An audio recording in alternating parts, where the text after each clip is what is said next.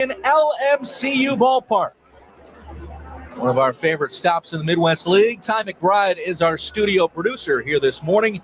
Into the afternoon, again, it's a 12:05 first pitch between the Cubs and the Caps in Game 2 of their series. Time to bring you today's starting lineups. They're presented by Industrial Door of Northern Indiana, your local service and installer of residential and commercial doors, operators, dock levelers, and more. Learn more at industrialdoorni.com. First for the visiting South Bend Cubs, a record on the season that is 4-6. The Cubs are managed by Nick Lavello, and their order begins with shortstop Christian Hernandez batting .400 on the dot in 10 games. Jefferson Rojas made his 2025 debut yesterday. Rojas will again play second base and hit second. Ivan Brennauer in right. Brennauer will bat third. The cleanup man is the designated hitter for the Cubs. That's Brian Calmer. Drew Bowser at first base. Left fielder Andy Garriola bats number 6. Third baseman Reggie Preciado in the 7th spot. Ariel Armas catching, and batting 9th in center, Rafael Morel. The South Bend starting pitcher, right-hander Luis Rujano. Rujano, he started Game 2 of the season. That was at Beloit. Did not go well. Just pitched a third of an inning. Needed 31 pitches in the first to get one out. He was pulled due to pitch count. But again, he did appear out of the bullpen last homestand against Peoria, where he was very good in 2 shutout innings. So we'll see if Rujano can put together one of those performances again here this afternoon. Those are the Cubs. These are the Whitecaps, managed by Tony Capicelli. The Whitecaps are 6-4. Their lineup once again begins with Max Clark, but the leadoff man today is the designated hitter. Seth Stevenson will play right field. Stevenson hitting second. The number 3 batter is the guy that tied the game with his solo homer in the 4th yesterday, first baseman Josue Briseño. Johnny Peck is the shortstop for West Michigan. Peck will bat cleanup. Center fielder Brett Callahan will bat number 5. Luke Gold in left. Gold, a hitless day yesterday, but he scored the game-winning run in the 10th inning as he was the automatic courtesy runner at second base. Gold bats 6th. Peyton Graham at second base. Bennett Lee catches and hits 8th. And rounding out the order, third baseman Abel Bastistas. Batistas will play in his second game of the season. The starting pitcher for West Michigan, tall lefty Joe Miller, former 11th round pick of the Tigers. Miller pitched against South Bend once last season. It was at Four Winds Field on June 7th, where he went 3 innings of 1-run baseball. The starting lineups are presented by Industrial Door of Northern Indiana. We'll take another timeout here on the South Bend Cubs pregame show. When we come back, a check of the scores across the Midwest League and the scoreboard in the Chicago Cubs organization here on Sports Radio WSBT. Oyez, oyez, oyez! Get the news all free for you. Simply download the app. It's easy to do. Town Crier Wire is expanding. The free app that provides local news, sports, business news, events, closings, and cancellation, all local to Southwest Michigan, now includes Northern Indiana. And best of all, it's still free. Oyez, oyez, oyez! Why pay to get old news the old way? It just doesn't make sense. Town Crier Wire has a team of reporters covering the action in Southwest Michigan, and now we're growing to cover South Bend, Mishawaka, Granger, Elkhart, Plymouth, New Carlisle, and LaPorte, giving you up-to-the-minute stories 24/7. So don't delay. Pick up your phone, pick up your tablet, then go to either the Google Play Store or the Apple Store. Type in Town Crier Wire and press install. It's that easy, and again, the app is free. Oyez, oyez, oyez! Stay informed with local news. Otherwise, you'll be singing the blues. Just pick up your phone or tablet and go to your store. It's free, and you won't have to pay anymore. Town Crier Wire? Town Crier Wire. Town Crier Wire.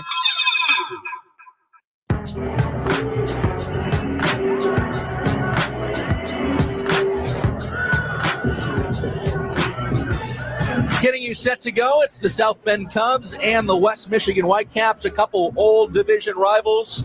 Cubs, of course, now in the West. West Michigan remains in the East. And it is turning into a beautiful day here in West Michigan. There's a lot of kids here, a lot of school kids, classes having field trips. on these Wednesdays to begin the season in April and May. You see that a lot. And you'll see that at Four Winds Field coming up in May in both Wednesday home games. Education Day is on the way soon. Before we break for the national anthem, which I'll tell you what, we had about 35 kids in a choir singing the national anthem yesterday. There is at least, and I mean at least 50 kids on the field, and it's an entire orchestra. There are violins, there's cellos, there's tubas, there's drums, there's trumpets. Ask and you shall receive for what is on the field with this national anthem. That's going to be coming here soon. So we had the choir yesterday with no instruments. Today, again, they bring everything in the orchestra. And that's going to be a great national anthem coming up here in just a few minutes. For now, we'll check the out-of-town scoreboard. That's presented by South Bend International Airport. Cubs organization. We will be the early game today at 12:05. Starting at 1:08, though, St. Paul Saints, Iowa Cubs in Des Moines. Former South Bend Cub Cade Horton on the mound for Iowa. A night game in Knoxville. It's the Smokies and the Chattanooga Lookouts at 7. Former South Bend Cub Nick Hall goes for the Smokes. Lastly, at 7:05, Low A Myrtle Beach will clash with Augusta. They're the Green Jackets on the road. For the Chicago Cubs, in 10 innings, Cubs also played 10 last night, just like we did. The only difference, it was the inverse. Chicago beat San Diego 2-1. South Bend lost to West Michigan by the same score. Great comeback by the Cubs. They beat the Padres. They evened that series. And it will be a rubber game here this afternoon at 4:10 for the Cubs and the Padres. Then Chicago will return home on Friday to play the Arizona Diamondbacks.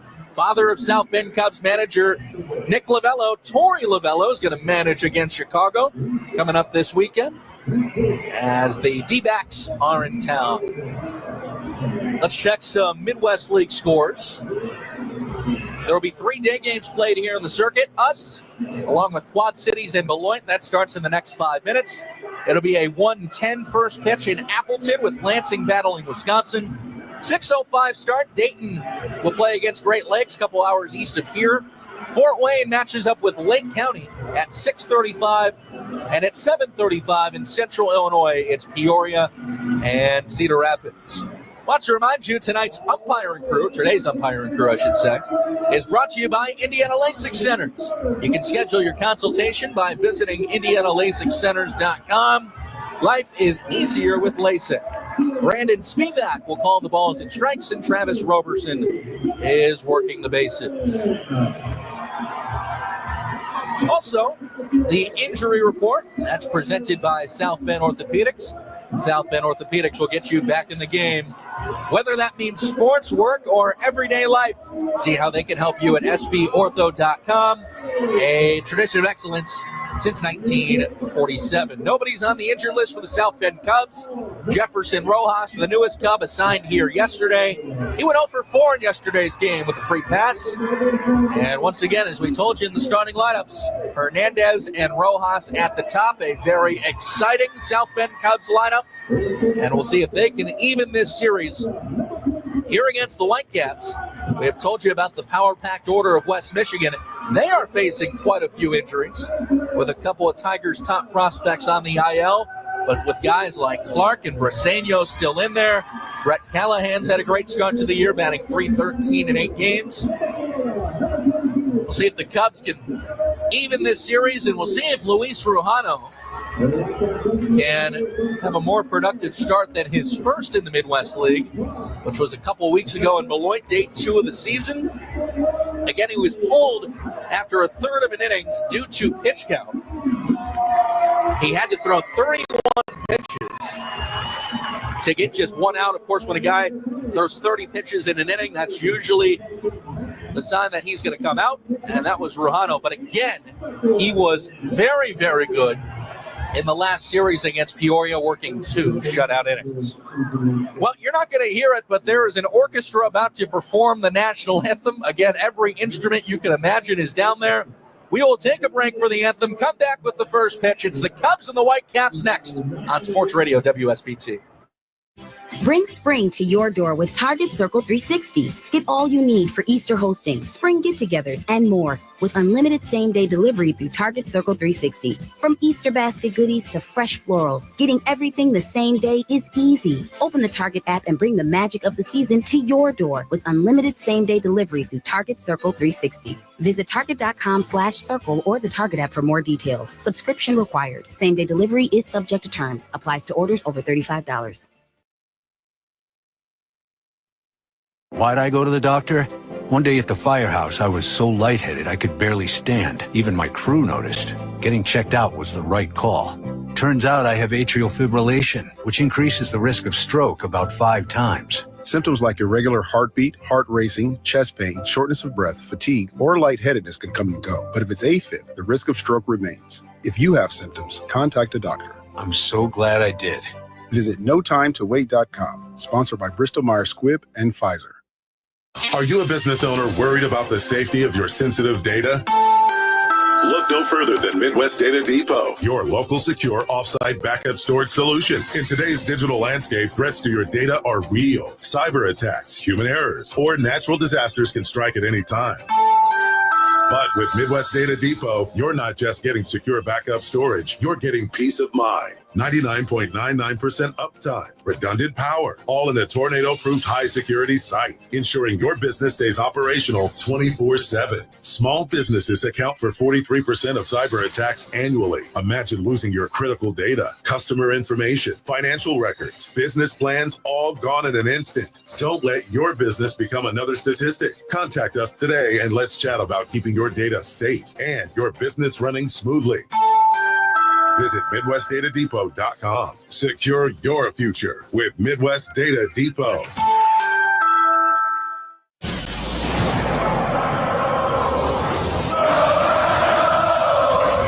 This is South Bend Cubs baseball. Driven in the air towards deep left field.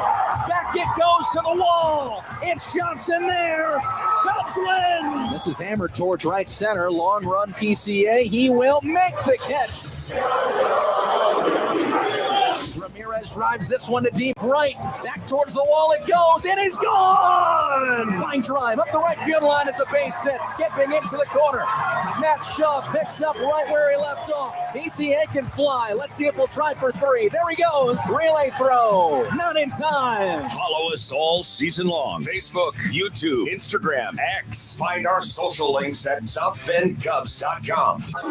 South Bend Cubs baseball on Sports Radio WSBT is brought to you by Toyota, United Federal Credit Union, Pepsi, Budweiser, Pella Windows and Doors of Northern Indiana, WSBT 22, Sterling Healthcare, Indiana LASIK Centers, Industrial Door of Northern Indiana, Carpenters, Local 413, South Bend Orthopedics, the Hoosier Lottery, Pigs, South Bend, and South Bend International Airport. Also brought to you by the following: Fiber New of Michiana, experts in leather, plastic, and vinyl restoration. FIBRENEW.com and Wakarusa Ag Services online at wakarusaag.com. With the call of today's game, here's the voice of the South Bend Cubs, Brendan King.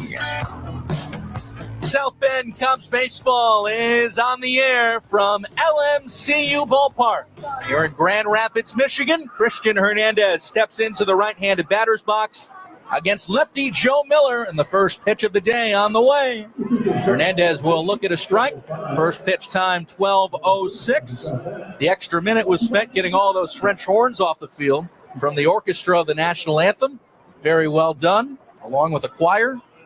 Here's a slow breaking ball from Miller, dropping outside to Hernandez, 1-1.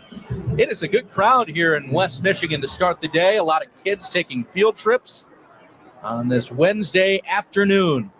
Left-hander Joe Miller always works from the stretch, and his pitch to Hernandez is scooped out of play to the right foul. It's 1-2. Cubs and the Whitecaps, day 2 of this 6-game series. Cubs fell in 10 innings last night, 2-1. Lefty to righty. Hernandez started yesterday's game with a base knock, and he hits a little dribbler softly towards short to a charging Peck, scooping and throwing on the run. And a 6-3 putout is how this game gets started. Quality play from Johnny Peck. Good first step on that slow bouncer. He was able to vacuum it up with the glove. Clean exchange to his bare hand. He got it on the first, and that's the first out of the game. Now it's Jefferson Rojas. Cubs second baseman made his season debut last night, going 0 for 4 with a walk. Here's the first pitch to Jeff, and he swings and misses.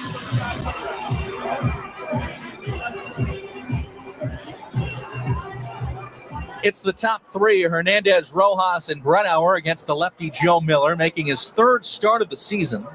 Here's the next delivery, and it's just a tad outside. Joe Miller was the opening day starter for West Michigan. Back on April 4th, he went 4 shutout innings against the Dayton Dragons. Here's the next. Rojas hits a smash foul. It's a strike, and it's 1-2.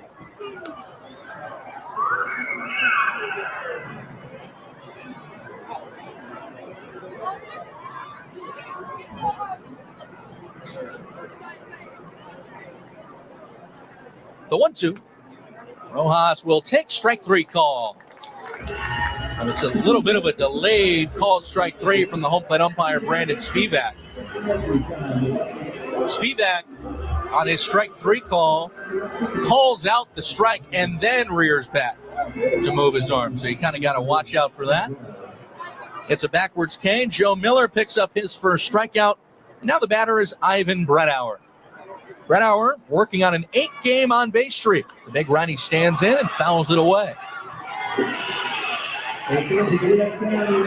Game time temperature, 47 degrees here in Grand Rapids. But it's sunny, making it feel warmer. Nothing but blue skies, so totally different from yesterday at the start of the game when it was almost sleeting. Brennauer will take a ball high.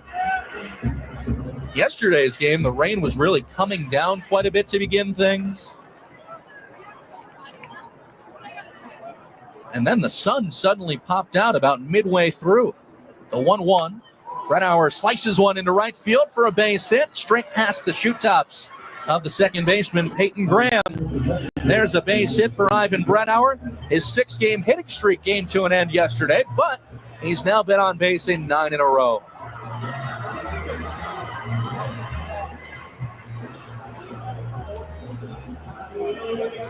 Two-out base hit for the Cubs, and now the batter will be Brian Calmer. Ivan Brennauer will get a set of signs from third base coach and manager Nick Lavello. And here's the pitch to Calmer. Breaking ball down, ball 1.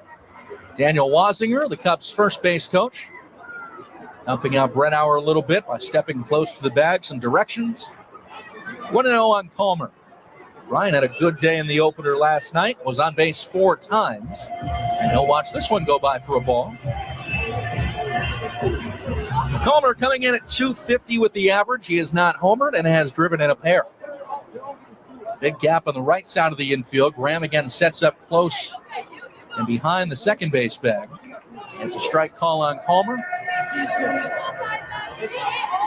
And it's 2-1.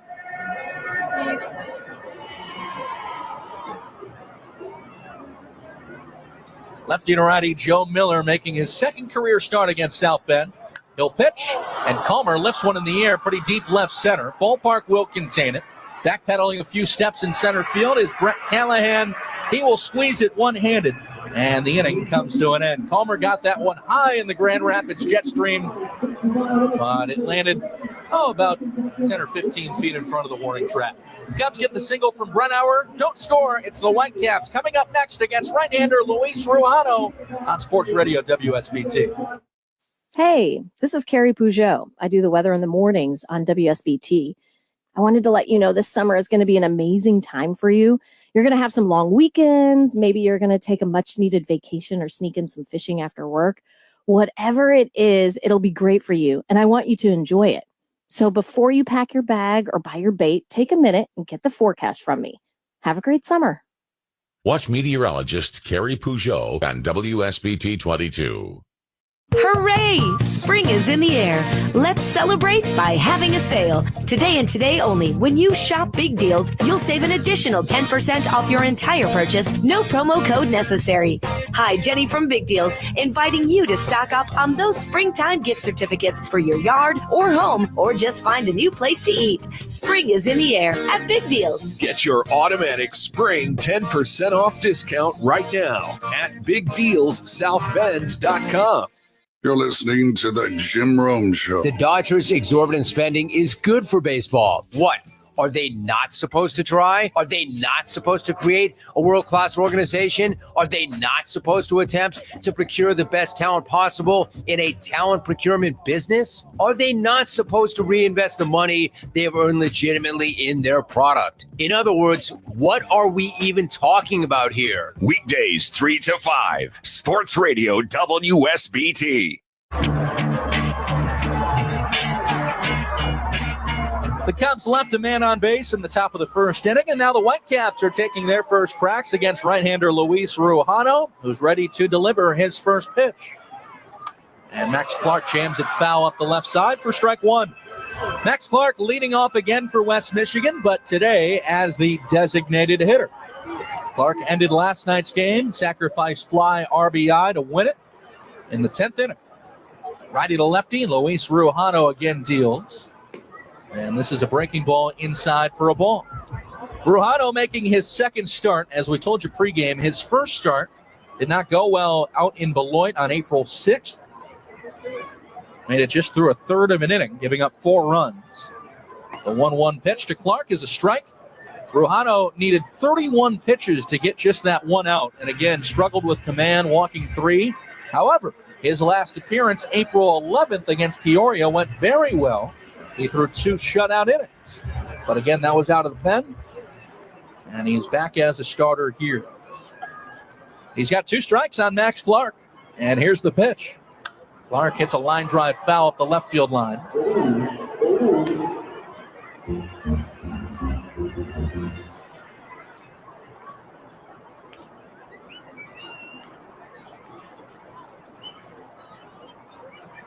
Bright and sunny Wednesday afternoon here in Grand Rapids. First of 3 day games here this week. And the 1-2 pitch from Luis Rujano. A jam shot up the third base side going foul. It's kind of an emergency hack from Max Clark just to stay alive. Getting a piece of that latest pitch.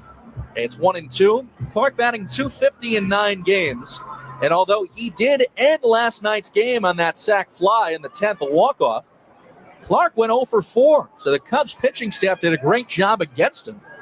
Here's the 2-strike pitch, and it drops outside for a ball. In fact, Clark has really struggled over the weekend. He's now going to be 0 for his last 12 for the Tigers' number 2 prospect, but a lot of talent in that bat. The pitch, high on a heater. It's 3-2, and Rujano having to throw a lot of pitches here in this first at-bat to Max Clark. Again, he needed to throw 31 at Beloit to get that one out. Here comes the payoff to the lefty Clark. And he walked him. Breaking ball in the dirt. Rujano loses Clark. Good at-bat by Max. He'll take the walk. And the leadoff man is aboard for West Michigan.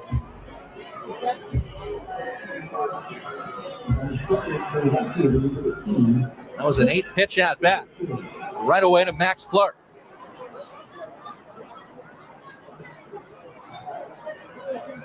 And some serious speed on base as well now for West Michigan. Scoreless game first inning. Seth Stevenson comes up, and Stevenson looks at strike one. Max Clark has swiped 2 bases in 9 games. Ariel Armas catching today again for South Bend, so he's got to be cognizant of 13 over at first, taking his lead. It's a pretty good one. Right-hander to right-hander, Clark not running, and here's a slider away to Stevenson for ball 1. Seth Stevenson hitting .273 in 9 games. Last season, he was pretty much the everyday leadoff guy for West Michigan. He'll swing and tap one over to short. Could be a double play. Hernandez flips to second one. Rojas will have no play at first. Stevenson, one of the quickest guys in the league, and I use this word, but it's almost impossible to double him up the way he runs. You're going to need pretty much everything to go perfect. That was a relatively slow bouncer out to short. Hernandez did get the force. That'll go 6-4. And Clark was forced at second. Stevenson will take over at first base.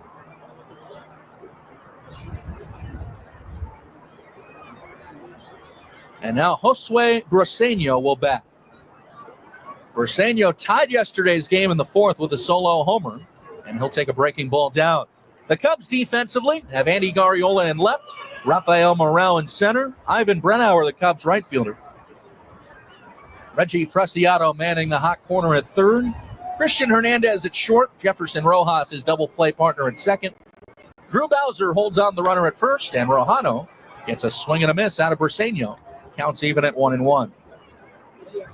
Briseño, that was his second home run of the season last night. He's knocked in 8, batting .237.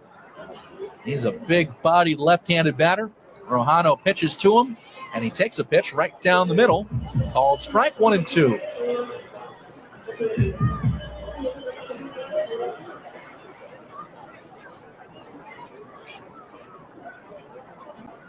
Rojano, let's see if he can get another ground ball. Here's the kick and the 1-2 pitch. Breaking ball downward, ball 2. Wind is again blowing out towards right. There's one big American flag in center at the top of a giant pole. 2 balls and 2 strikes. Rojano will throw over to first. Stevenson back diving in. He has swiped 7 bases, so just like Clark, you got to keep an eye. I feel like over the years, the wind usually blows out to right field here. 2-2. Here's the pitch. And it's fouled into the mid of Armas for strike 3. Rojano K's Briseño. And since Luis Rojano walked the leadoff man, Max Clark, he has gotten a 6-4 ground out and a strikeout to rally back. And now let's see if he can finish off the inning. The batter will be Johnny Peck, the West Michigan cleanup man and shortstop. Peck, though, is only batting .156 in 7 games. He has hit 2 home runs. Another throw to first, dug out of the ground by Bowser.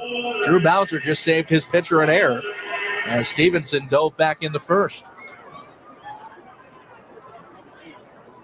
Scoreless game, first inning. Johnny Peck at the dish, and the pitch to him is outside and low.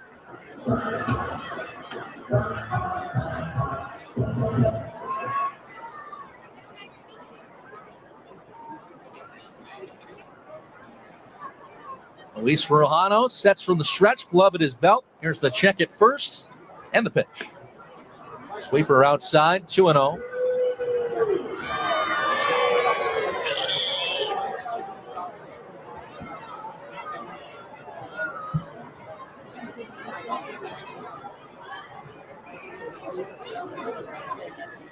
Start on Peck. The next pitch is popped in the air. Could end the inning. First base side, foul ground. Bowser in front of his own dugout. Reaches back and makes the one-hand catch. The wind whipping that baseball all over. Drew Bowser a couple feet in front of the Cubs dugout on the first base side. His feet touching the warning track dirt. Was able to squeeze it. Inning over. Good work, Luis Rojano, to battle back from the leadoff walk. We're going to go to the second inning. No score on Sports Radio WSBT. Cub fans, it takes a team of the most dedicated, talented individuals to win a championship. And it also takes a similar team to get you fully recovered from your health challenges and on your way home. Briarcliff is South Bend's newest community. From long-term care to short-term rehab to complex clinical support, Briarcliff has all the bases covered. Take a tour of their all-private suite facility or visit BriarcliffSouthBend.com. Let Briarcliff make your recovery a home run. Stunning sights, more clicks, web design from Websticks. When you talk to the team at WebSticks, it's a sign of a new beginning for your company's website. A fresh start. No more broken links, old information, dated pictures, or searching for the person or business who last worked on your site. Just tap WebSticks and ask them to conduct their mini audit. It's totally free of charge. Or maybe you need a deeper inspection. Consider their major Tripwire 6-pillar audit. It's an 8-hour analysis with a detailed outcome report for only $500. In business since 2001, WebSticks has completed over 1,000 website projects and over 20,000 maintenance tasks for their happy customers. Call 574-247-4364 or visit moreclickstoday.com. Stunning sights, more clicks. Web design from WebSticks.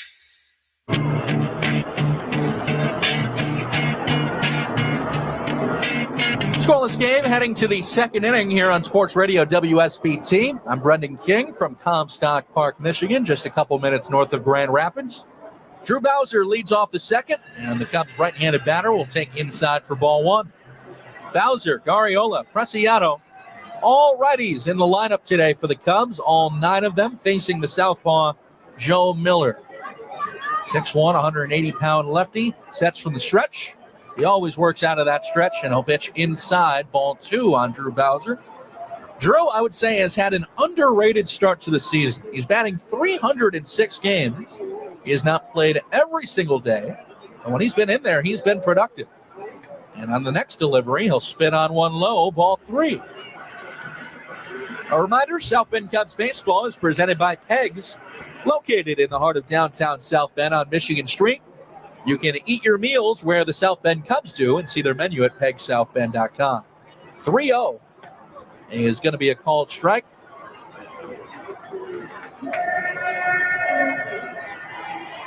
A lot of kids in the ballpark here on a Wednesday afternoon. This is how it usually shapes up with a lot of field trips. The 3-1 is an outside corner strike call, 3-2. We'll have a couple education days at Four Winds Field in the month of May. Those are always fun morning into afternoons.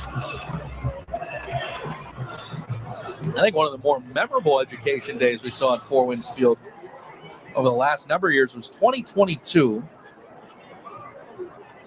Here's the 3-2. And that's called strike 3. Bowser called out on strikes. Miller perfectly placed the last couple pitches on the outer half. And Bowser, who started with a 3-0 count, Miller throws 3 consecutive strikes to get him. Outside corner definitely in play here today. And Andy Garriola will come up. Anyway, 2022, you may remember one of our favorite guys who was not here for a long time, but while he was here, he was a great Cub. Chris Clark, 6'7", 220-pounder. Garriola takes a strike. I'll never forget on an education day Wednesday. I understand, some guys want to get out of the ballpark after the game, go enjoy their off night. Garriola takes low. Chris Clark signed autographs for literally 45 minutes on the field for every kid that walked up to him. And why it's memorable, as here's the 1-1 to Andy Garriola. Pulled on the ground, sharply foul. A kid literally asked Chris Clark to sign his face. And Chris Clark did it. On his left cheek. So if you can imagine, some kid in South Bend went home with his face signed and had to go tell his mom that a baseball player signed his face. Here's the 1-2. Garriola taps the ball to short. Should be routine for Peck. Up and under. Throw to first is going to be in time.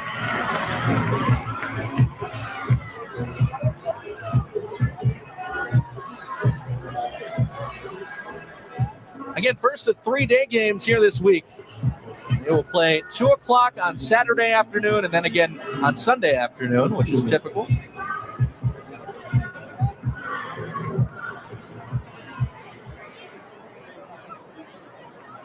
Two up, 2 down in the second against Joe Miller. And Reggie Preciado will hit. First pitch to Reggie is cut on and missed.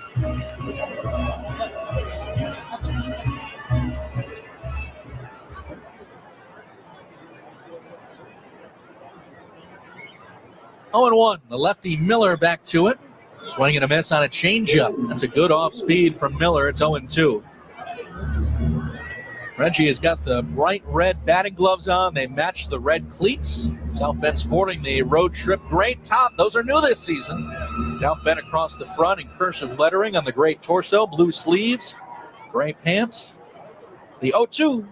Preciado again swings and misses at another change. Miller went more outside that time, and Preciado could not hold up the swing. It's a 1-2-3 inning. Miller's now got 3 strikeouts on the afternoon.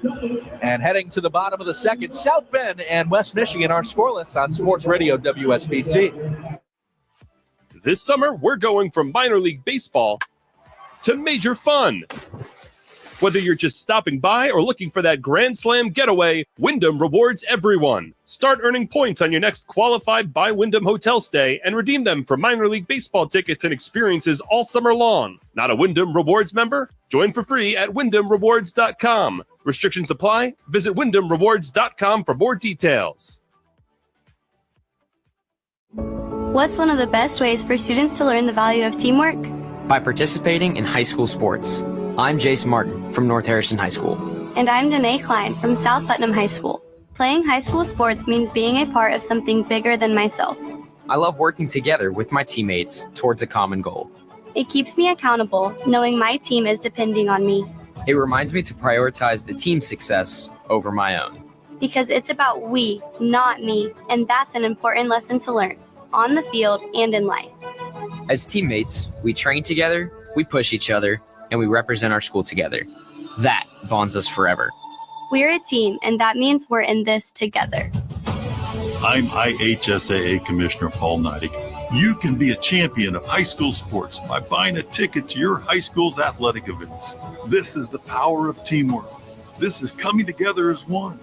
This is your IHSAA.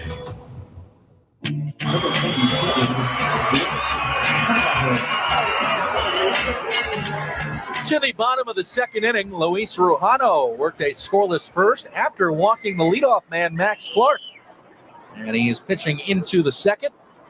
His first pitch of the inning is a line drive smash hit to left center. Rafael Morel tracking to the left center gap. He's going to make the catch, all while calling off Andy Garriola. Garriola and Morel were on a collision course until Garriola broke to the right and avoided Morel. Rafael able to make the catch, and there's the first out of the second inning.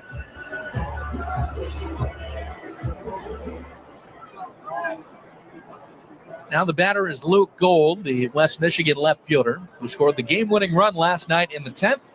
Rojano starts him with a slider strike on the outer edge. Gold just one for his first 12 on the season in 4 games. Righty to righty, the pitch. There's a sword swing from Gold on a sweeper from Rujano. That's nasty. 0-2.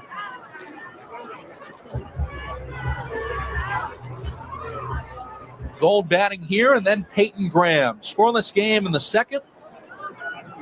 Gold digs back in, and Rujano pitches to him. He gives him another sweeper. Line to right. Bradauer tracking in the right center field gap this time, and he'll also squeeze it. Back-to-back hard lineouts by West Michigan. But Morel and Bradauer have been able to clean both of them up. Here on this bright, sunny, blue sky day here in Grand Rapids. By the way, Education Day is coming up in May at Four Winds Field. Both 11:05 a.m. starts May 7th and May 21st. Rojano's first pitch to Peyton Graham is a strike. Cubs nothing, Whitecaps nothing. First Cubs organization action of the day here this afternoon. And the 0-1 pitch from Rojano is another strike. I like the way Luis Rujano is getting ahead of these West Michigan hitters. And that's what was really detrimental to his first Midwest League start. And the 0-2 now. Graham hits a slow tapper to third. Preciado comes in, clicks the feet together, throws, and gets him. It's a 1-2-3 inning for Luis Rujano. And that's exactly what the doctor ordered. We're going to go to the third inning. We are scoreless in West Michigan. Cubs and the Caps on Sports Radio WSBT. Budweiser is proud to join forces with Folds of Honor, providing life-changing scholarships to the spouses and children of fallen or disabled U.S. service members and first responders. Locally, United Beverage Company of South Bend salutes the commitment to those who serve our community and country. Over the last 14 years, Anheuser-Busch and wholesale partners like United Beverage have donated over $28 million, which has contributed to Folds of Honor's delivery of 51,000 scholarships since the nonprofit's founding. To those who have served our country, thank you. This Bud's for you. Oh yay, oh yay, oh yay! Get the news all free for you. Simply download the app. It's easy to do. Town Crier Wire is expanding. The free app that provides local news, sports, business news, events, closings, and cancellation, all local to Southwest Michigan, now includes Northern Indiana. And best of all, it's still free. Oh yay, oh yay, oh yay! Why pay to get old news the old way? It just doesn't make sense. Town Crier Wire has a team of reporters covering the action in Southwest Michigan, and now we're growing to cover South Bend, Mishawaka, Granger, Elkhart, Plymouth, New Carlisle, and LaPorte, giving you up-to-the-minute stories 24/7. So don't delay. Pick up your phone, pick up your tablet, then go to either the Google Play Store or the Apple Store. Type in Town Crier Wire and press install. It's that easy, and again, the app is free. Oh yay, oh yay, oh yay! Stay informed with local news, otherwise you'll be singing the blues. Just pick up your phone or tablet and go to your store. It's free and you won't have to pay anymore. Town Crier Wire? Town Crier Wire. Town Crier Wire.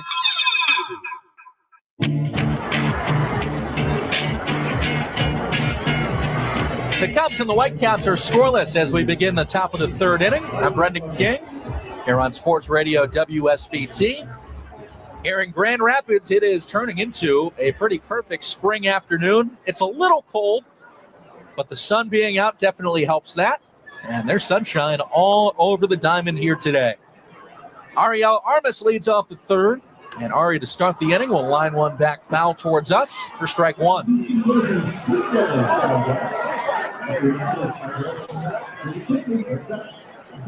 The Cubs have the only hit of the ball game. That was an Ivan Brennauer opposite field single in the first. Here's the next by left-hander Joe Miller, and it's a perfectly placed breaking ball on the outer edge for strike two. Joe Miller is not going to overpower you, but he is quite the crafty lefty. Pitched last season against South Bend at Four Winds Field. That was June 7th. 3 innings of one-run ball. That was a pretty special day for the Cubs. Here's the 0-2. Breaking ball low. That was the day Brian Comer walked off the Whitecaps with a home run. Miller, of course, he did not give up that homer, but he did surrender a home run to big Felix Stevens earlier in that game. Armas will tap one foul off of the left ankle, and he'll need a trip around the plate to recover before he sees a 1-2 pitch.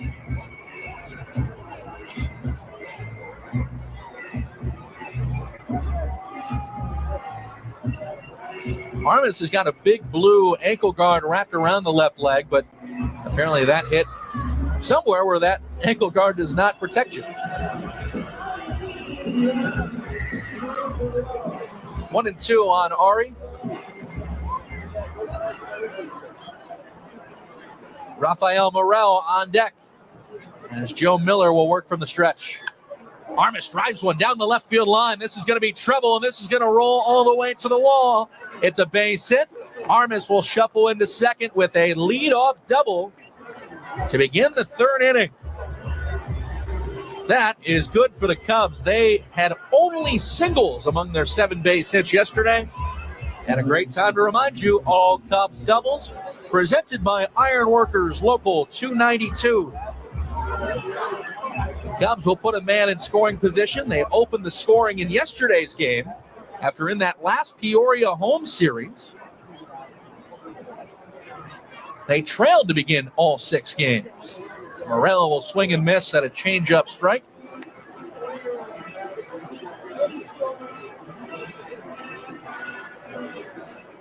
And Ariel Armas is putting together now some pretty good ball games. He started the season really struggling at the plate.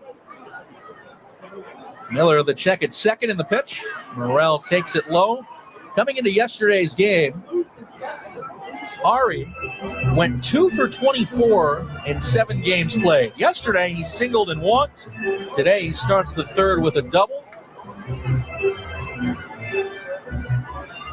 And the Cubs, again, can take the game's first lead here. Second baseman Peyton Graham playing up the middle, close to the bag. This next bender from Miller, nowhere close. Ball 2 on Morrell. Raphael trying to get his season on track as well. He is just 1 for 21 in 8 games. Blue batting gloves on each hand. Bat above the right shoulder, the pitch. Off the outside corner, ball 3.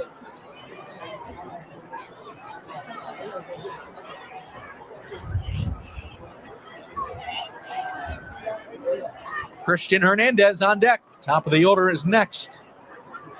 As Morrell has got a 3-1 count. Nobody out. 3rd inning, scoreless game. And let's see here. An automatic ball has been called. A pitch clock violation by Joe Miller. And this is one of those rare ones. The automatic ball called with a 3-1 count. So Rafael Morrell is going to take an automatic free pass. He'll take that every day of the week when a pitcher does not have a feel for the pitch clock.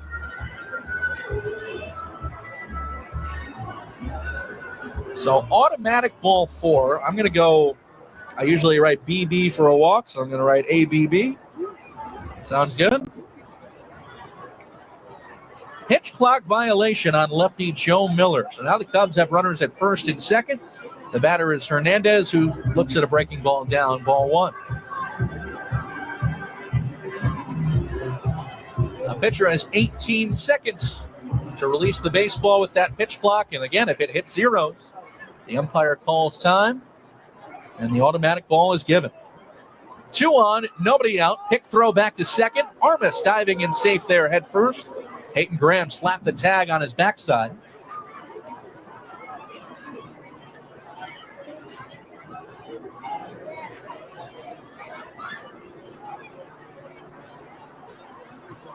Both runners lead. And the 1-0. Hernandez pops the ball up, shallow right. Drifting down the right field line is the first baseman. And coming now is the right fielder Stevenson to make the catch. That's the right play by Seth Stevenson. First baseman Josue Briseño was running with his back facing the infield. And he was not going to be able to catch that ball. So Stevenson came in and called off his first baseman. Stevenson, of course, is just facing the infield and was able to make the call and the catch. Smart play. And again, he made the grab in foul ground. So Hernandez, who was working on that 10-game on-base streak, is 0 for 2 to this point. Scoreless game, 3rd inning. The Cubs with runners at first and second, and the batter will be Jefferson Rojas. First, though, a mound visit between West Michigan catcher Bennett Lee and pitcher Joe Miller.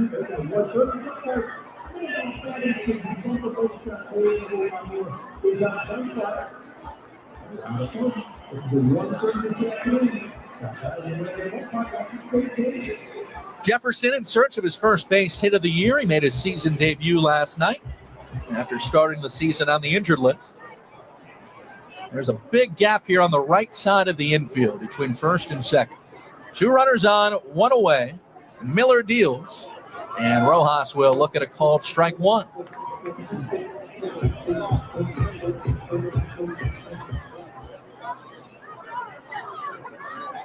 Wind blowing out to right field here this afternoon. Lefty to righty. Miller ready to pump it in. And Rojas will take a pitch down. I think what impressed most about Jefferson last year, and this is after he was called out on strikes in the first inning, is that he rarely struck out last season. And remember, he started last season as an 18-year-old in this league. 99% of his at-bats came against guys older than him, and that will again be the case this year. The pitch is lofted over the stretching second baseman Graham into right center field. It's a base hit. Ariel Armas only able to take third, though, because he had to hold up just in case Graham came down with that ball. Good base running, but unfortunately the Cubs won't get a run out of it because Graham nearly had that at the top of the leather. Yeah, no, didn't miss by much. But it's a base hit for Rojas. There's the first knock for Jeff on the year. And a meeting at the mound. West Michigan pitching coach Nick Green will go out there to talk with Miller, who is on the ropes now in this third after only giving up a base hit and nothing else through his first 2 innings. The Cubs are going to have the bases loaded with only one away for three-hitter Ivan Bredauer to finish the point, though, on Rojas. His strikeout rate, that is, last season was 17%. The major league player average is 24%. And again, that's as Rojas, 99% of his at-bats came against pitchers older than him. And now it's Ivan Bredauer. Ivan will take a bender from Miller that tails inside, ball one. Cubs are threatening here and hoping for better results with men on base here today. They left 11 men on base yesterday. Here's the 1-0. Bredauer pulls one sharply in the left for a base hit. One run is going to score. Hustling up to third and stopping there is Morrell. Station to station for everybody as Ivan Bredauer has got two singles now on the day. This one punched in the hole on the left side, and it gives the Cubs a 1-0 lead. South Bend has opened the scoring now on both days this week. Armas able to score no problem. Everybody else moves up for 390, and the bases are still loaded with only one out. Now it's Brian Calmer. Calmer will bend away from an inside pitch, ball one. So it's now Bredauer at first, Rojas at second, Morrell over at third. All runners leading, bags juiced, and here is Calmer swinging and popping it up out of play. And this is a good result for the Cubs. Yesterday, South Bend had the bases loaded twice. The first, they only got one run. They scored on a wild pitch. The second, they grounded into a double play with no run scored. Bases loaded. The next. Oh, that's a pretty breaking ball. Run on the outside corner from the lefty Miller. Called strike. That might be his best pitch yet. Brian Calmer on base 4 times yesterday, including 2 hits. Trying to come through with the bags juice. The pitch is high and outside. The first baseman, Briseño, is not holding on Bredauer. As usual, Graham at second is playing up the middle close to the base. And leading in foul ground at third, Morrell. The 2-2. Calmer takes strike 3 call. Fastball in the outer half. That's going to be Joe Miller's 4th K. And now it is up to Drew Bowser to try and clear these bases. 3 Cubs on, bags juiced. A run is in on the Bredauer single. It's 1-0 Cubs, but in search of more. Miller will work to Bowser from the stretch. Drew swings and misses. Bowser was called out on strikes last inning in the second. And Miller, who has been really commanding well on the outside corner, he has gotten those calls here today from home plate up Brandon Spivak. The 0-1. Called strike 2. 0-2 on Bowser. He has watched 2 good ones go by. And now Drew has got to protect the zone with the bases loaded. Miller trying to get out of it. Huge momentum swing on the line here. And the 0-2. Bowser hits a ground ball at the third base side. That's going to go foul.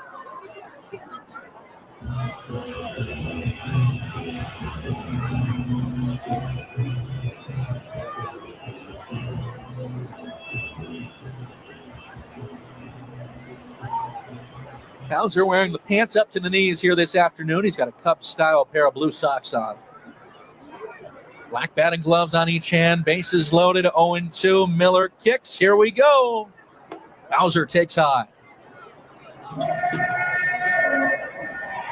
1-2. Good crowd on a Wednesday afternoon. A lot of kids. It's lively. It's sunny. Bowser digs back in for a 1-2 pitch. And Drew hits one in the air towards right, tracking towards the wall. Stevenson twisting and turning out of the warning track. Well, he will make the catch. Cubs leave the bags loaded. Bowser put a good swing on it and flies out to the warning track in right. Wind was blowing out, but not enough to sneak that ball out of here. Cubs are going to leave them loaded. They do get the run on the Bredauer single, and it's 1-0 South Bend in the third on Sports Radio WSBT. Thinking about replacing your windows or doors but don't know where to start? Pella South Bend is here to help you from conception to completion. Pella has been serving homeowners for 100 years by providing the highest quality products and attention to detail, all backed by the industry's best warranty. For the month of April, receive 0% financing for 5 years or 55% off qualifying installations. Come see us at our showroom on Grape Road. Give us a call at 574-243-9014 or visit PellaSouthBend.com. Celebrate a century of exceptional craftsmanship with Pella. Wakarusa Ag is your full-service equipment dealer with expertise in agricultural, construction, and residential equipment. Wakarusa Ag is ready to help with whatever needs you may have. Get ready for outdoor projects and cleanup with Steel and Echo's full line of power tools, chainsaws, leaf blowers, and trimmers. Check out their Bad Boy lawnmowers or their Skag zero-turn lawnmowers. Wakarusa Rental Services offers rental equipment for farmers or construction projects. Wakarusa Ag and Rentals on Nelson's Parkway and State Road 19 in Wakarusa or online at wakarusaag.com. Celebrate the history of our national pastime at the National Baseball Hall of Fame and Museum in Cooperstown. See priceless treasures that'll bring your baseball memories to life. Connect with events that have shaped and changed the game and our country. Our stories to tell, your memories to share. Plan your visit today at baseballhall.org.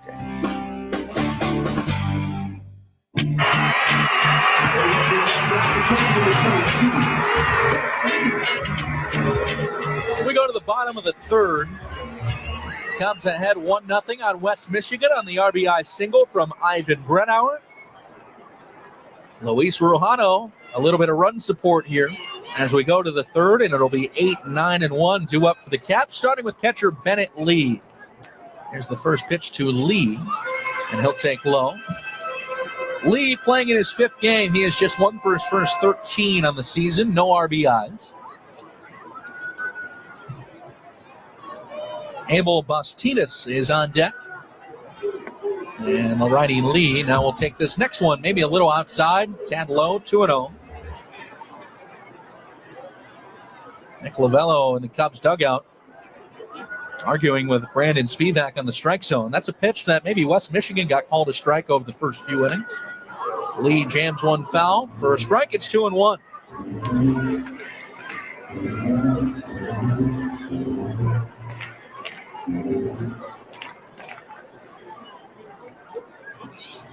Luis Rojano worked a 1-2-3 second, and he'll deal here.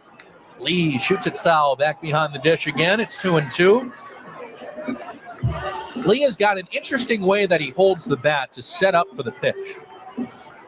He holds the bat above the right shoulder, but he leans that barrel of the bat all the way down his back. Almost like Chris Bryant does, but even more so. Bryant at least holds the bat near his ear. Lee again puts that entire barrel down his backside. Very nonchalant start in the stance. And then he brings it up for the pitch. And on the 2-2, he'll swat it foul.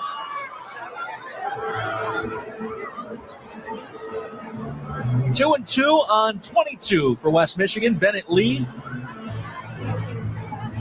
The Cubs are ahead 1-0 for a second straight day. As Rojano wheels again 2-2. Lee lines one in the air, right field. Ivan Brennauer tracking. He's going to have a play where he makes the catch about 5 or so feet from the warning track.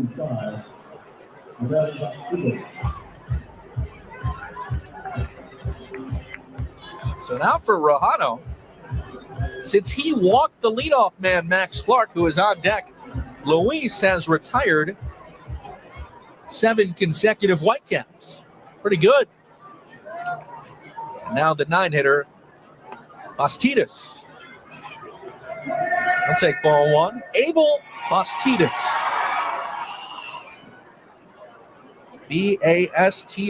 Bastidas. Left-handed batter. We'll take a slow one from Rojano that went right down the middle. 1-1.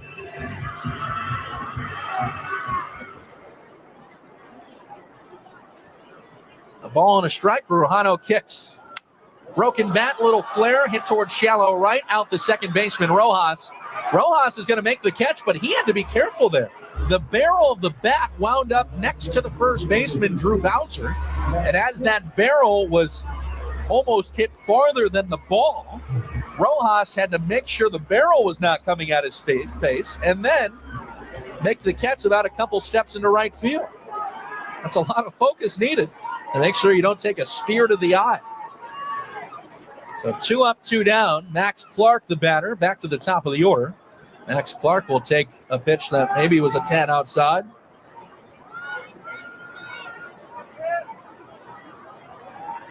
Righty to lefty, 1-0 Cubs, 2 away, third inning. Rojano now pumps the zone with a fastball strike.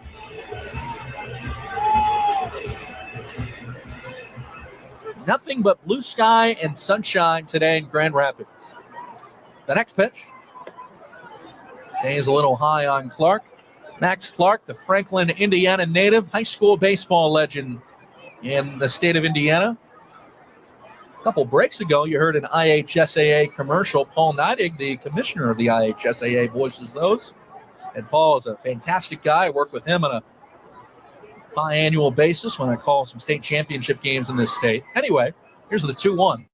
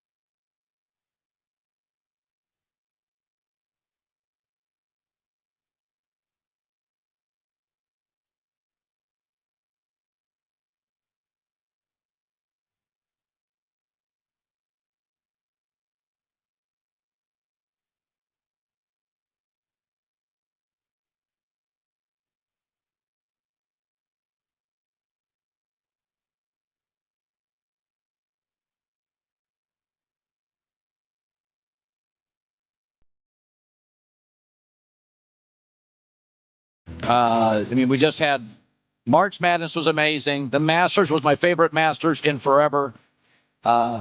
Masters has delivered so many times. There's just some things in my life that I've always been there on Sunday. NFL, Sopranos for about a decade, and the Masters is very infrequently not delivered. And I thought CBS did a great job of it. And this time we got all this NFL draft stuff. I do not remember a draft where I had stronger disagreements with friends and people I know. I like Shedeur Sanders much more than people that I know in the league. I don't think he's an A prospect. I think he's a B+ prospect. But I think he's a really good kid, a really good player, better arm than he gets credit for. This idea that he's a pocket quarterback, he's not immobile. He moves. He had to move. They had a terrible offensive line. He's fine. So I like him much more. I'm not into the Louisville quarterback who's like 27. I'm not into Jackson Dart. I like Kyle McCord. A lot of people don't because he's a little Phillip Rivers. Kyle McCord, pocket guy, can make some risky throws, but he's competitor. He'll throw it into traffic. He'll take risks. He'll throw it downfield. He's not a dink and dunk guy. So I think Kyle McCord with the right hands, he is really aggressive, pocket passer, not a great athlete, but I like the fact that there's wide variations of opinions. That's what makes this job fun. So before I get to Diana Rossini, she's got great stuff on the draft and other things. I'm going to give you 4 bold predictions for the playoffs. Kind of bold. One of them's bold. Number one is I think Denver's going to lose to the Clippers, although I think it's a very good series. He's going to average a 30-point triple-double. First of all, if he's not on the floor, Denver's bad. He has to play. And after Zubac, the Clippers have no center depth. Ben Simmons is their backup center. So he's going to have to log 40 minutes, and he's going to put up massive numbers. So he's going to have an all-time playoff series. I think the Clippers win. I think the Rockets upset the Warriors. Amon Thompson is their best athlete, Houston, and he guarded Steph the last time they played. He's a terrific player, terrific athlete. The roster's young, athletic. They defend the 3, great rebounding team, young. They will not lose energy over the course of this series. And I think the Warriors are unbelievably Steph and Jimmy Butler reliant, and the Kuminga issue hurts. They need Kuminga to play real minutes with his length against the Warriors, and now he's a DNP coach's decision. Rockets upset the Warriors. Number 3, the Detroit Pistons will have... Sports Radio WSBT.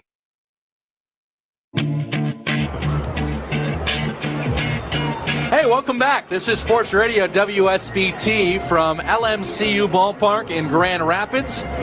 There was a all-stadium internet stoppage here. For whatever reason, both the home and road broadcasts went off the air, and something happened with the internet. But we are back. However, while we were in our little technical break, the South Bend Cubs hit a home run. It's a Hoosier Lottery home run for Andy Garriola. Solo homer, his first of the year, opposite field. And Luis Rojano back on the mound, dealing outside and low.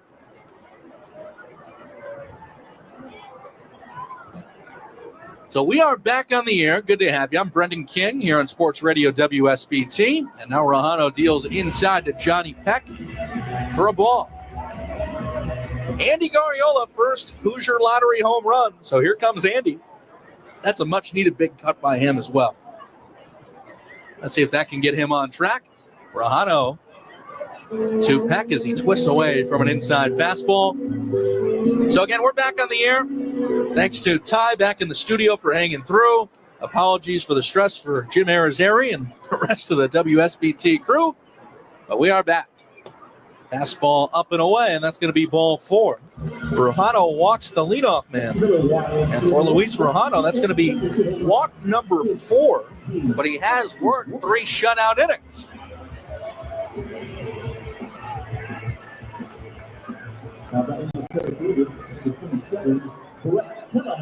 And now Brett Callahan will come up. Callahan lined out to center his first time back in the second. Here's the pitch to the lefty. And it's a big chop hit foul to the right. Cubs lead 2-0 here in the bottom of the fourth inning. The Cubs with 2 runs on 5 hits. They have not made an error. The Whitecaps all goose eggs currently in their line score, and both bullpens are up and working. Rojano to the plate with a man at first, and again fouling it away is Callahan.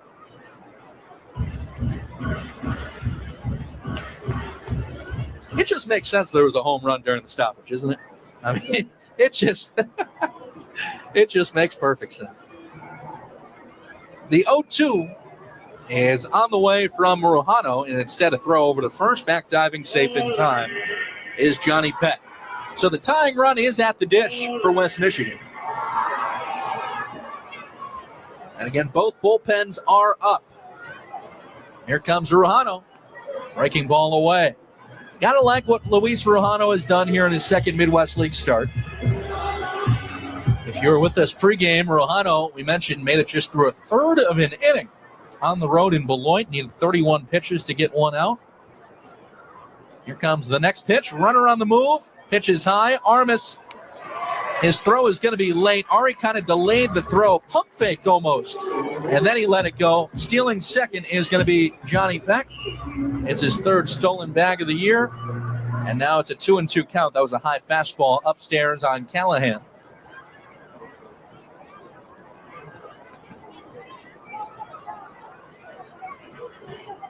And the 2-2.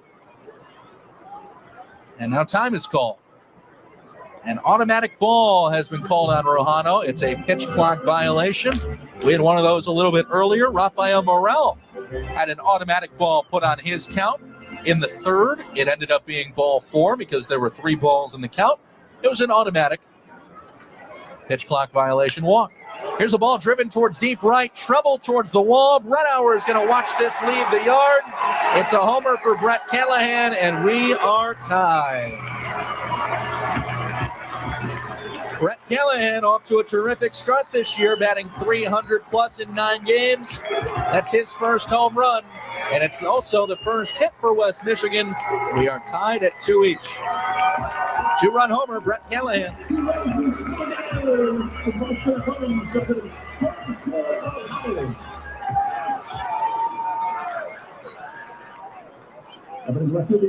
Bottom of the 4th, brand new game, tied at 2. And now Rojano works to Luke Gold, who shoots it foul to the left. Again, the Cubs bullpen up and throwing. Angel Hernandez had a baseball. And Rojano to this point was very, very good, but one big mistake, and now it's a tie game.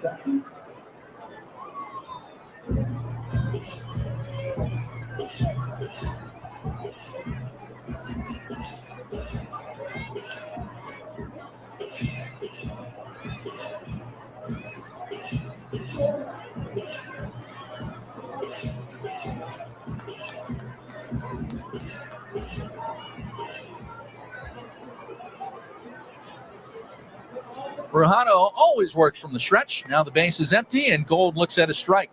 So there's still nobody out in the 4th. Gold batting here, and then Graham. And a 2-2 game. We are even in the pitch, in the dirt. This is where you would have loved to see the Cubs get a couple extra in the 3rd when they had the bases loaded. They got just 1 run in that inning.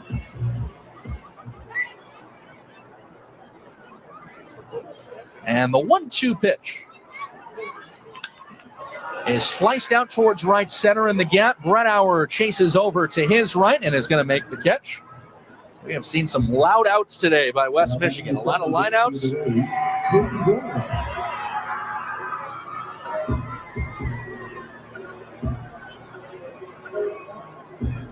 And that's going to be it for Luis Rojano. Nick Lovello out of the Cubs dugout. He's going to pull his starter. Rojano gives some high fives to the infield, thanking them for a job well done. And Rojano will leave with the score tied at 2 each. We're going to take a timeout for the pitching change. Bottom of the 4th, South Bend and West Michigan, even at 2 on Sports Radio WSBT. Okay, team, we got to try something new, something big, something like The new Mega Millions. With automatic multipliers on every play. Non-jackpot prizes start at $10 and go up to $10 million. Coach, what about the game? This is the game. Now get out there and try for a win! Every play is automatically more mega with the new Mega Millions from the Hoosier Lottery. Must be 18 or older to play. Please play responsibly.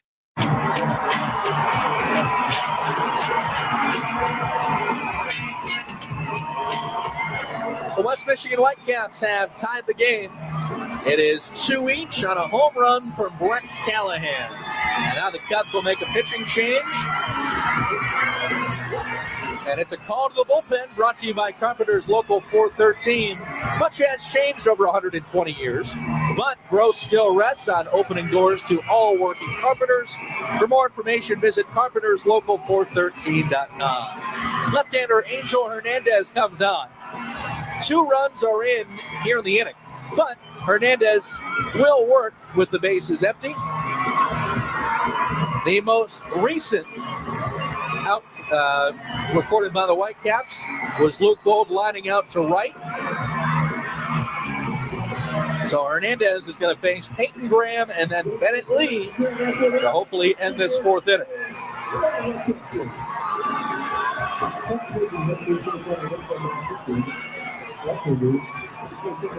The book will close on Luis Rojano because he is not responsible for any men on base. Rojano only gave up that 1 hit, but it was the game-tying home run. First pitch from Angel Hernandez, tails outside, ball 1. So 1 hit, 2 runs, they both earned. And then 4 walks definitely piled up, including walking the leadoff man in this inning. Here's a swing and a tap foul at the dish. Rojano struck out 1 Whitecap.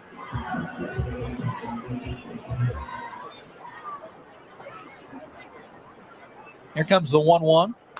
And that's hit foul off the ankle of Peyton Graham. He's down to 1 knee in the right-handed batter's box. Trying to recover. It's 1-2.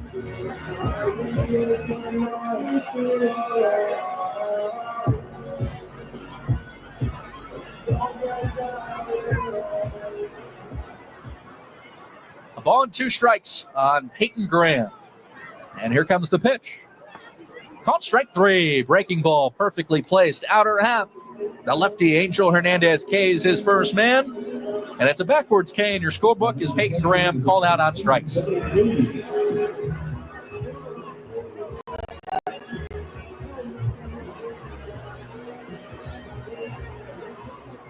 2 outs, 4th inning, 2-2 game. South Bend and West Michigan. Bennett Lee will come up. Lee, the West Michigan catcher, looks at one outside.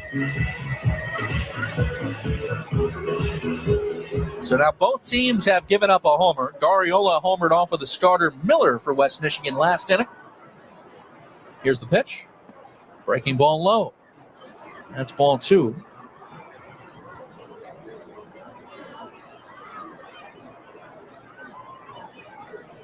And for the Whitecaps, they do have bullpen action up. Colin Fields, right-hander with the baseball. Colin Fields started against the Cubs last year.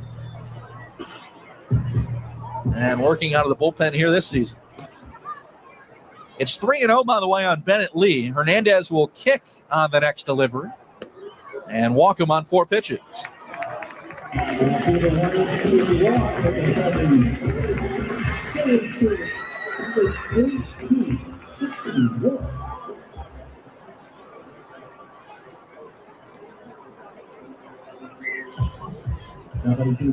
Now it's the 9-hitter, Abel Bastidas.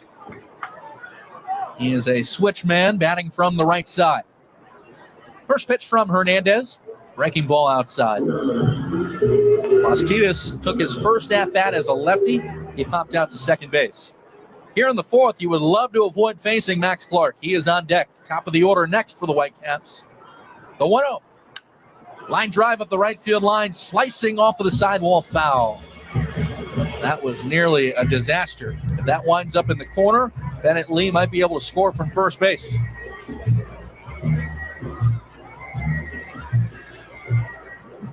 Big gap on the right side of the infield here with Rojas shifting towards second. Bowser holds on the runner. Hernandez deals, and this is chop foul. 1-2.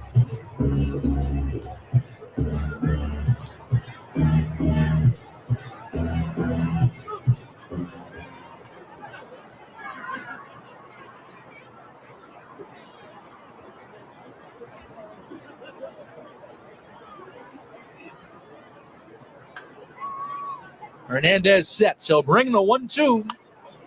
And this is line foul out of play to the left. We'll do it again.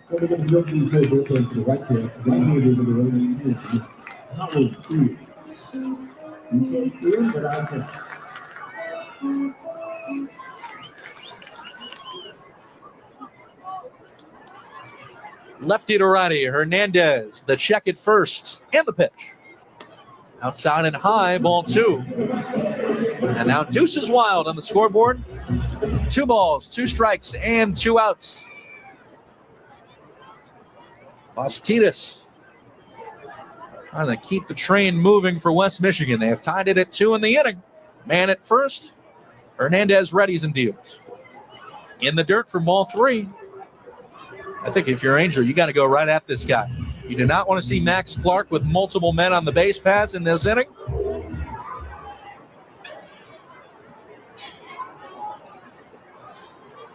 Bastidas digs back in, lefty to righty. Hernandez lifts the right leg and deals. He missed low and outside. And Angel has walked back-to-back West Michigan hitters, 8 and 9. And now you're playing with fire here with Max Clark coming up. Top of the order due. Clark has walked twice on the afternoon. And both of those walks were against the starter Ruhano. But before the AB, here's a mound visit. Cubs pitching coach George Thanopoulos will go out there.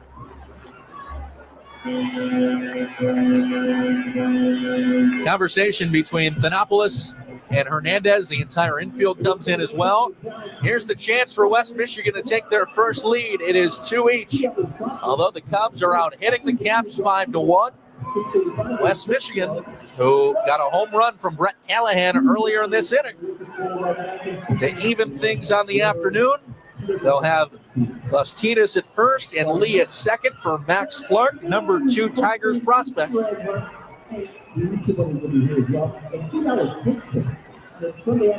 number 1 Tigers prospect, a guy we saw pitch against the Cubs in this ballpark a couple of years ago. That's Jackson Jobe, talented right-hander. We saw him in 2023. And after the mound visit, here we go. This is going to be left on left. First pitch from Hernandez is outside.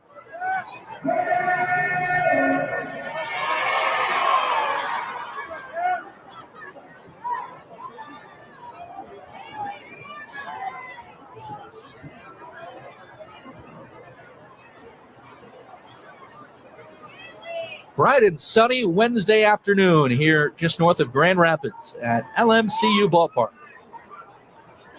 First and second occupied, 2 down. The pitch to Max Clark on the 1-0 is incoming. And that nailed the outside corner. Good pitch. Called strike 1-1.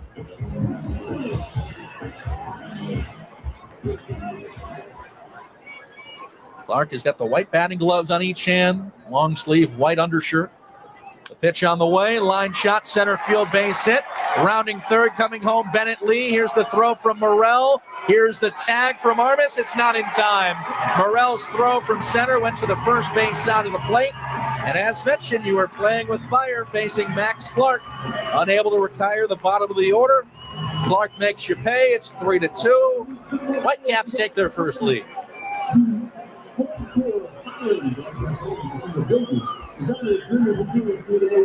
Again, Morrell's throw went to the first base side of the dish. Armas did slap the tag on Lee, but it was late.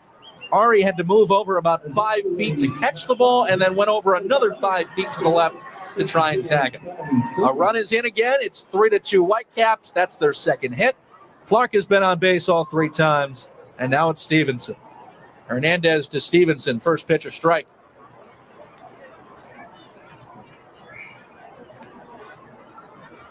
RBI single, Max Clark, his 13th ribby.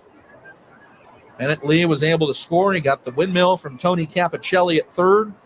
And also at second now is Bastidas. The next pitch, clock's in a little low. 1-1.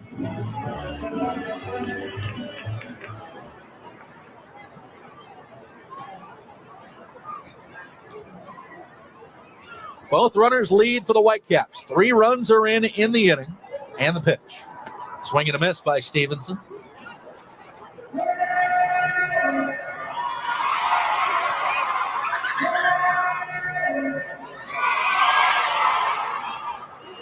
South Bend trying to avoid 4 consecutive losses. Remember, they dropped game 2 of the doubleheader on Saturday. Hernandez the pitch, chopper left side. Hernandez scoops it up, flip to second to Rojas, who's going to be in time. That's going to go 6-4, and that will end the inning. But damage done. The Whitecaps not only tie it on the homer from Callahan, they take the lead on the base hit from Clark. It is 3-2 West Michigan heading to the 5th inning on Sports Radio WSBT. At United Federal Credit Union, we'd like to be the first to say welcome home with a mortgage loan made just for you. Whether you're looking for a construction or lot loan for your future dream home or a mortgage for a home you can move into right away, our expert advisors will help you find the way to your new front door. Get started today with our easy online application at unitedfcu.com/mortgage. United Federal Credit Union. We get you. Insured by NCUA, Equal Housing Lender, NMLS number 471962. Hooray! Spring is in the air. Let's celebrate by having a sale. Today and today only, when you shop Big Deals, you'll save an additional 10% off your entire purchase. No promo code necessary.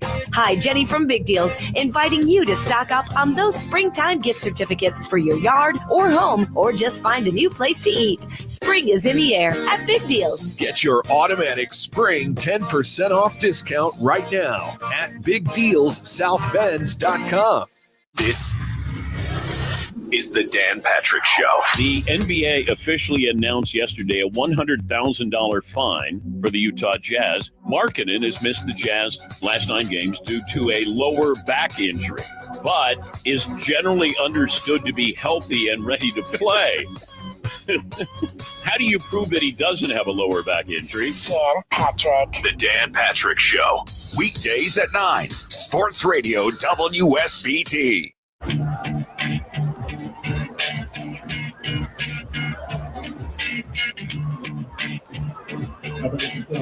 For 35 years, the Hoosier Lottery has given back more than $7 billion to the state of Indiana. And we've done it with the help of Hoosiers like you. Learn more at HoosierLottery.com. And please play responsibly. Christian Hernandez leads off the Cubs half of the 5th. And South Bend trying to earn a run back. It's 3-2 West Michigan. They have taken their first lead of the game. And left-hander Joe Miller back on the mound here. Cue ball shot to the left of the plate is going to be a foul ball halfway up the third base line. Hernandez hustling towards first. It would have been an infield single at that state fair. But it's going to be a strike, 1-1. As mentioned, Colin Fields, right-hander, is warming in the West Michigan bullpen. But starter Miller staying out there for now.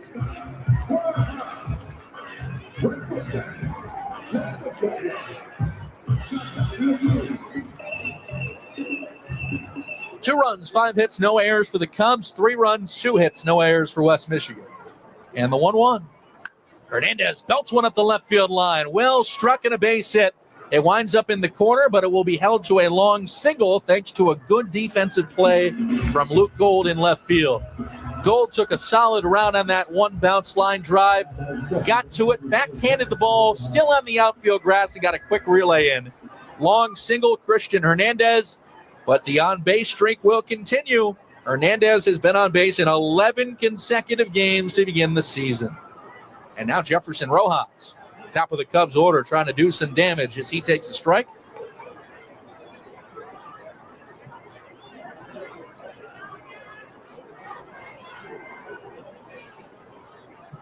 No balls and a strike on Jefferson. He's got a single today.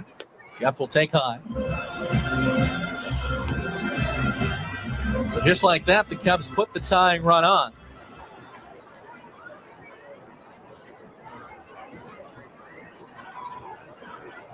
And here's the 1-1. Breaking ball not close, ball 2.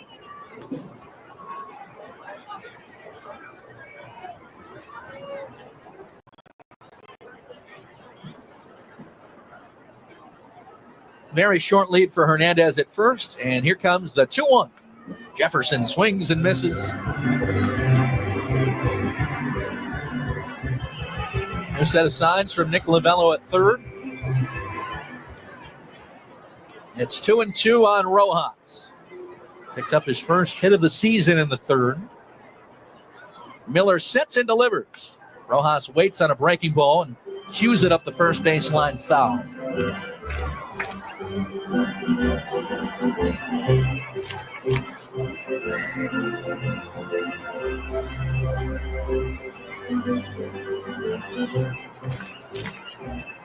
Still 2-2 on the Cubs second baseman.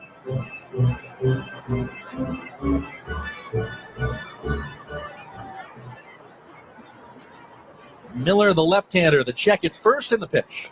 Another breaking ball that spins way outside. 3-2.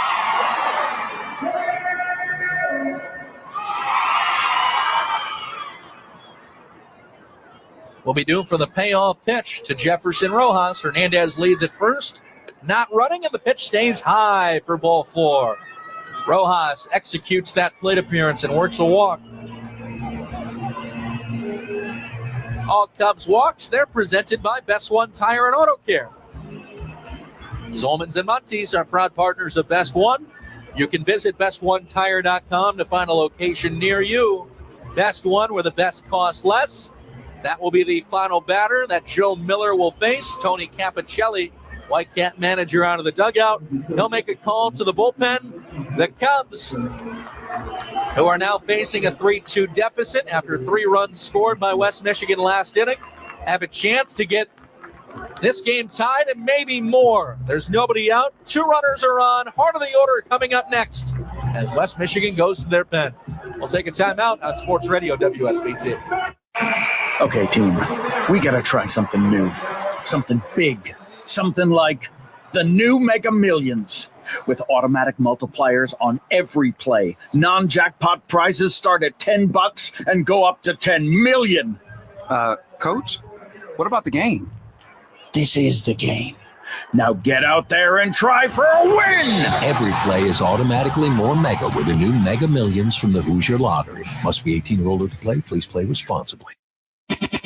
This is The Herd. Wow, wow, wow, wow, wow. With Colin Cowherd. Man, is there anybody in sports right now that meets the moment like Shohei? It is very messy. And MJ and Tiger in his prime, Steph and LeBron. Dude meets the moment. And never forget this. You get no ego with Ohtani. I don't know who's stopping this freight train. This is The Herd. Weekdays at noon. Sports Radio WSBT.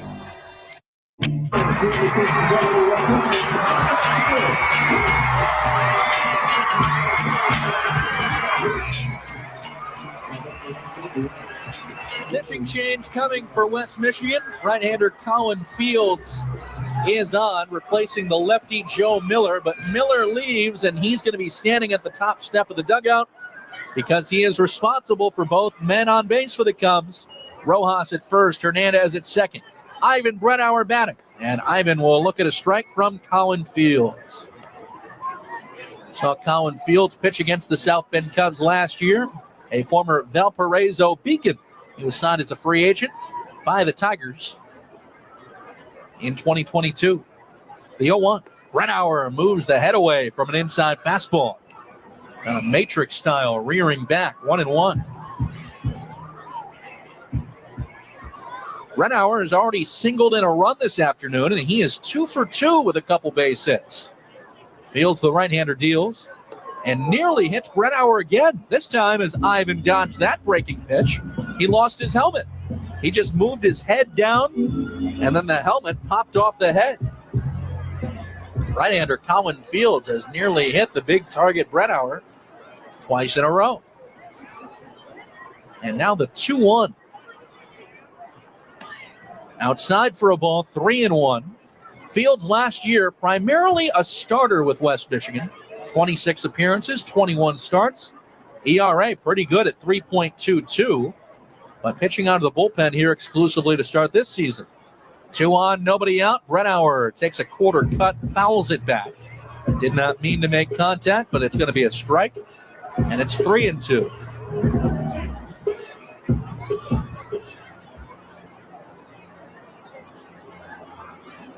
Fields pitched against South Bend last June the 6th.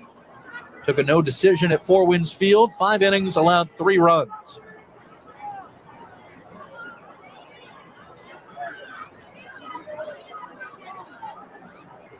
And now there's a delay here before the next pitch to Bretauer. Home plate umpire Brandon Spivak is pointing towards something in the right field corner and talking to the West Michigan dugout. Now right fielder Seth Stevenson is going to go over towards that corner, and I think there was something on the field. Might have been a ball.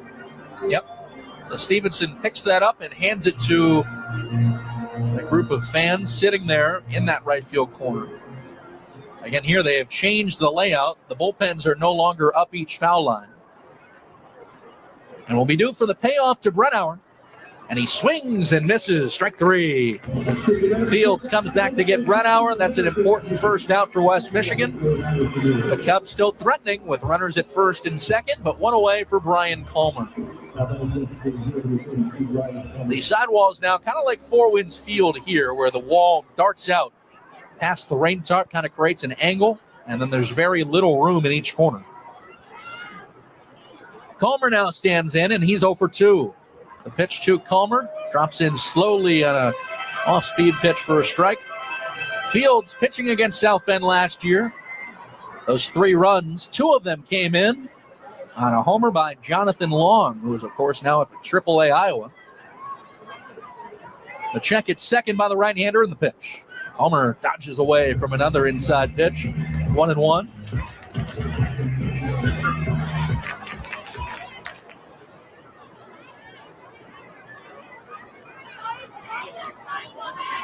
Rojas at first. Hernandez leading up the middle. And the 1-1. Comer nearly hit by another pitch. For whatever reason, Fields has not been able to command his inside slow stuff. And this is 4 times now where he has nearly clipped a Cub.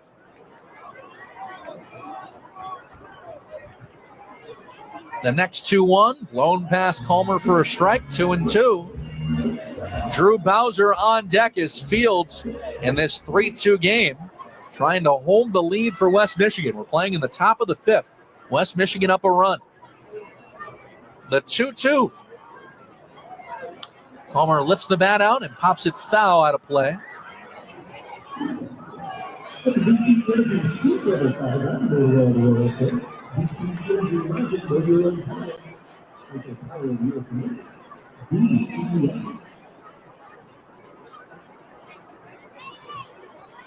Comer now chops one to third, could be 2. Glove by Bastidas to second for 1. The relay back to first won't be in time, and it's a wild throw. The Cubs are going to get a run. Hernandez will score as the ball went out of play, and Comer will take second. On what could have been a double play ball, Comer ends up being safe at first, and the second baseman, Graham, threw it away past first base. Cubs are going to tie the game at 3 on an E4 from second baseman Peyton Graham. Tie game, 3-3, 5th inning.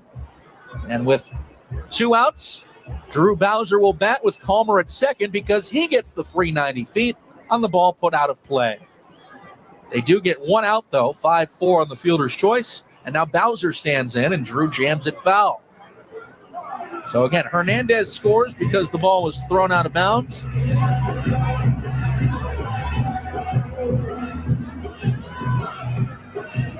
Rojas was the force at second. And again, Comer winds up at second base. So he'll reach on the fielder's choice, go to second on the air. And the 0-1 to Drew Bowser. Drew foul tips it at the plate. It's 0-2.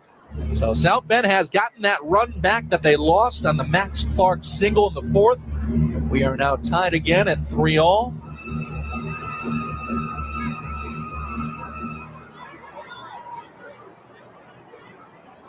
Drew Bowser 0 for 2 in the game. He now chokes up on the bat, facing Fields, and the right-hander's pitch outside.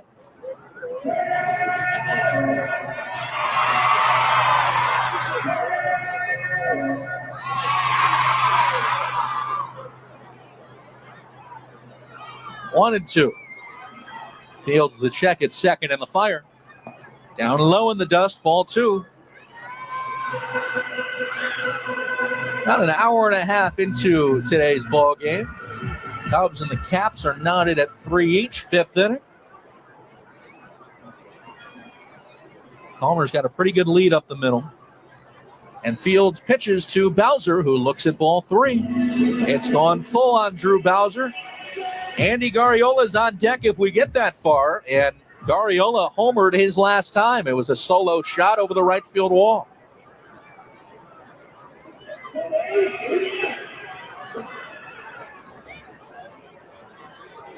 Bowser digs back in. He's got a fresh pair of white cleats on. Those look brand new. As Fields readies, the payoff. Bowser hits a little tapper slowly up the first base line. Picked up by Briseño. He'll take it to the bag himself. That's going to be a 3 unassisted, and the inning will be over. But the Cubs tie the game thanks to a West Michigan error. And we are 3-all heading to the bottom half of the 5th on Sports Radio WSBT. Hey fans, catch the excitement of minor league baseball with the Bally Sports Live app. Watch your favorite team or scout the top prospects. Every game live all season long. Strike 3, you're out. Plus, stream the Savannah Bananas and emerging fight sports to keep the action going. Best of all, it's totally free. No credit card required. Download the Bally Sports Live app today on your phone or connected device. High school sports are a true team sport and not just for the starting lineup. I'm Claire Hack from Jennings County High School. And I'm Grayson Mealy from Westell High School. That's because every person involved in high school sports is essential. Each student athlete contributes something unique to the team. Coaches guide and mentor their athletes on and off the field. Officials protect the integrity of the sports they love. Fans unite and cheer for their team as one. Without any one of them, high school sports simply aren't the same. That's what makes them a true team sport. It takes everyone coming together to achieve the ultimate purpose, preparing student athletes like us for life. Whatever role you play, thank you for being on our team. I'm IHSAA Commissioner Paul Neidig. Thank you for being a champion of high school sports by buying a ticket to your high school's athletic events. This is rallying around our student athletes. This is being a good teammate. This is your IHSAA.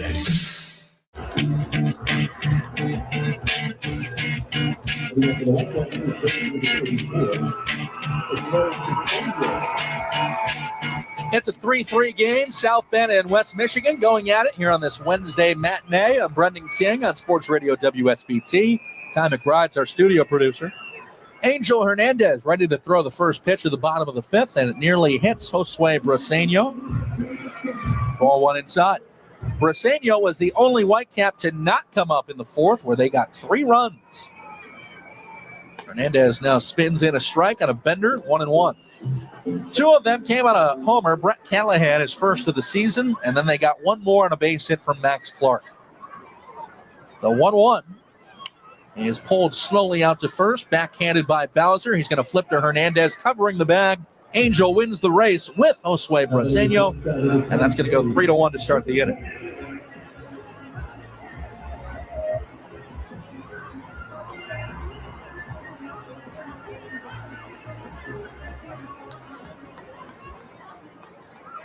With this game tied at 3, there's 1 out in the 5th. Johnny Peck will be the batter. Peck walked and scored in the 4th. He also stole a bag.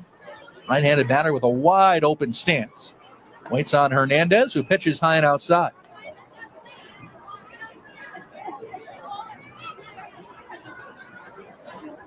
We saw Angel Hernandez take over last inning for the starter Luis Rojano. And now the next pitch tails a little away. Rojano gave up the homer to Callahan, and then Hernandez surrendered the base hit to Clark. Cubs have just tied it again. And the 2-0.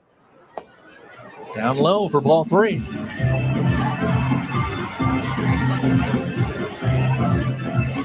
Hernandez has already walked a pair. Those set up the base hit by Clark. And it's 3-0 on Peck.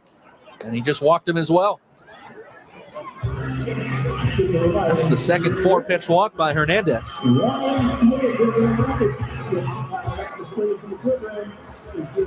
The Cubs bullpen might get up and throwing here. I saw some moving around beyond the right field wall. They have a nice feature for us. They have some cameras in the bullpen where we can watch pitchers warm up. And Michigan native Nolan Clenny has just grabbed a baseball.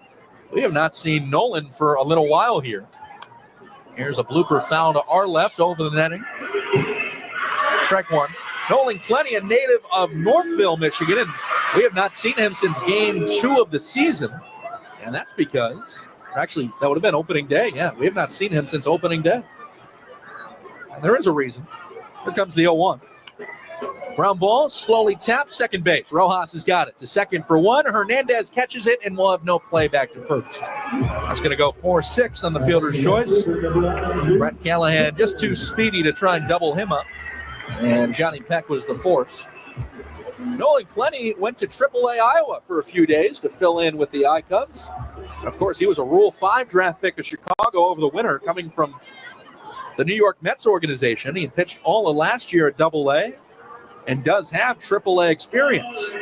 But his first time spent in the Cubs org comes with South Bend. And again, pitching back in his home state. He is warming up in the Cubs pen. Hernandez trying to end this inning, though. And he will. Ground ball to short. Hernandez has got it to second base for the force. 6-4. Good work by Angel Hernandez to work around the walk. It's a scoreless frame. We are tied at 3. Heading to inning number 6 on Sports Radio WSBT. Dear Truckin' Awesome, does Toyota Tundra have heart-pounding horsepower? Truck yeah. Is Tacoma style for the wild and as rugged as it comes? Truck yeah. And the 4Runner, tough as nails, ready for any trail? Truck yeah it is. Find your Toyota truck at Toyota.com. Put adventure in gear and floor it. Toyota, let's go places. Wakarusa Ag is your full-service equipment dealer with expertise in agricultural, construction, and residential equipment. Wakarusa Ag is ready to help with whatever needs you may have. Get ready for outdoor projects and cleanup with Steel and Echo's full line of power tools, chainsaws, leaf blowers, and trimmers. Check out their Bad Boy lawnmowers or their Skag zero-turn lawnmowers. Wakarusa Rental Services offers rental equipment for farmers or construction projects. Wakarusa Ag and Rentals on Nelson's Parkway and State Road 19 in Wakarusa or online at wakarusaag.com. Maggie and Perloff on the Infinity Sports Network. Cal had some really interesting quotes about the SEC tournament, most notably that he doesn't care about. If you are basically saying, I got no pressure on you for the conference tournament, well, does it double the pressure, triple the pressure when the actual NCAA tournament happens and guys get tight? It's funny he said he didn't care about it, but then he went ahead and won it every year and ended up screwing his team over. I think Calipari really thinks I do not want to be here long because I want to save my legs for the tournament, right? That's what he's saying. Mornings 6 to 9, Sports Radio WSBT.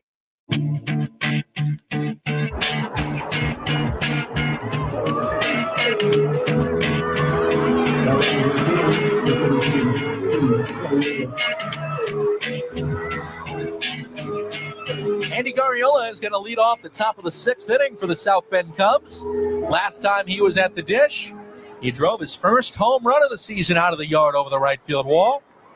And Garriola will start against Colin Fields. First pitch, a home run cut and a miss, strike one. Fields finished off the 5th inning for West Michigan. The Cubs tied the game in that 5th at 3 each. And Garriola starts this frame with some power. He'll power this one foul back behind the plate for a strike. Garriola, Preciado, and Armas will face Fields. And again, this guy was primarily a starter a year ago, so he has the ability to give Tony Capicelli multiple innings if they need it. He works off the first base side of the rubber. And the 0-2 to Garriola is a slow breaking ball. Swing and a miss, strike 3. And Andy way out in front. The LMCU speed gun had that at 70 miles an hour.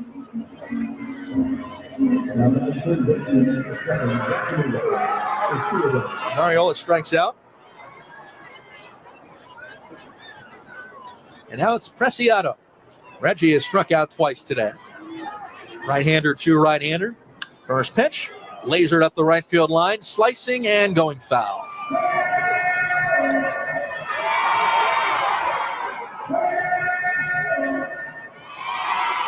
It has been nothing but sunshine and blue skies all day. Just perfect even though it's a tad chilly, but if you're in the sun, that's no issue.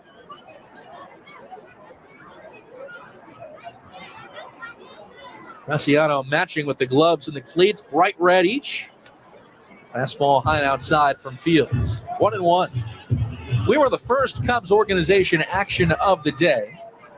And then the Iowa Cubs joined in with a daytime game out in Des Moines. Get you a South Bend International Airport scoreboard update as Preciado swings through another slow bender. That one at 68 from Colin Fields. And Cade Horton starting today for Iowa. Cubs are up 3-0 on the St. Paul Saints in the third. 1-2 is a little slicer, but it's going to be caught at second on a line drive from Graham. Off the end of the bat, Preciado just did not get much on that. Graham was able to make the play rather easy. 2 up, 2 down for the Cubs in the sixth, then it's up to Ariel Armas. Cade Horton has gone back-to-back shutout innings, and you got to love this. Cade's AAA ERA, 0.96. Here is Armas. First pitch high and away. And I'll tell you what, obviously, no speculation here. We don't have any intel information, but with Justin Steele missing the rest of the season due to elbow surgery with the Cubs, here's a slider on the outer half for a strike, 1-1. Who knows what the Cubs' plan is, whether they would trade for somebody to fill that void, whether they would bring up somebody. We saw Javier Assad pitching a rehab outing for Iowa last night, and he pitched well. 1-1 misses high to Armas. And Cade Horton, former first-round pick. He dominated his way through this league and Double-A Tennessee at the time. Could Cade be in the future plans? That would be exciting. Here's the wind and the 2-1. Breaking ball inward on Armas. That's going to be ball 3. Base is clear. 2 away, 6th inning. Morel on deck, and then Hernandez, but Armas has got to get aboard. And the pitch. Scooped in the air, first base side. Foul ground. Briseño is over near the sidewall, reaching and running and making the grab. Cubs go 1-2-3 against Fields. It's a quality inning for the West Michigan right-hander. To the bottom half of the 6th inning, Cubs 3, Whitecaps 3 on Sports Radio WSBT. Pepsi Zero Sugar has a new, better flavor. A Zero Sugar Cola has never tasted this good. But we don't expect you to take our word for it, so we're putting it to the test. Starting with me. My mouth is watering already, so I think we can skip the drum roll and get right to the main event. Cue the fireworks. We have an official best Zero Sugar ever. It's delicious, it's refreshing, and it's so good you'll need to try it for yourself. Trust me. Pepsi Zero Sugar. Zero never tasted so good. That's what I like. Hi, this is CC Sabathia. Join me in upstate New York Hall of Fame weekend in Cooperstown and enjoy unforgettable experiences full of family-friendly activities and memorable moments. Make your plans today for July 25th through July 28th to welcome the entire Baseball Hall of Fame class of 2025. Visit baseballhall.org today for the full schedule. Look forward to seeing you in Cooperstown.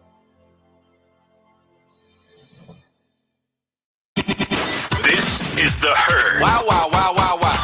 With Colin Cowherd.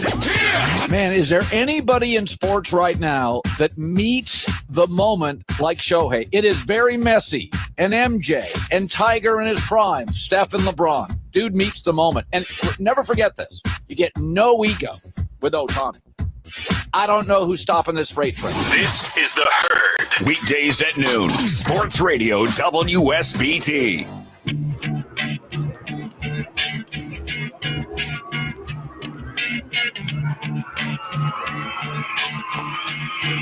Angel Hernandez will start this bottom of the 6th for the South Bend Cubs. He has been on since the 4th.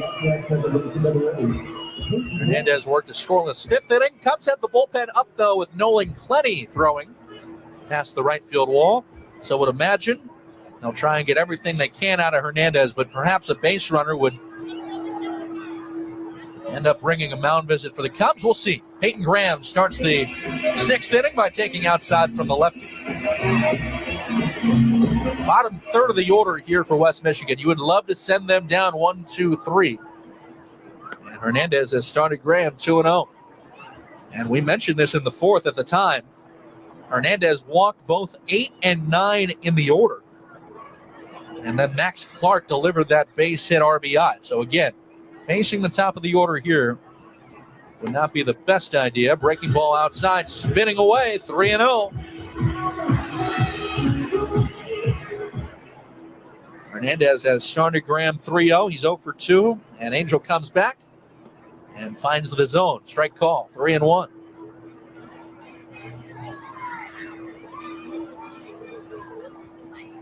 Hernandez always works from the stretch. The left-hander sets for the 3-1 pitch, and it's on the way. Swing and a fly ball hit foul towards the right side. It's 3-2.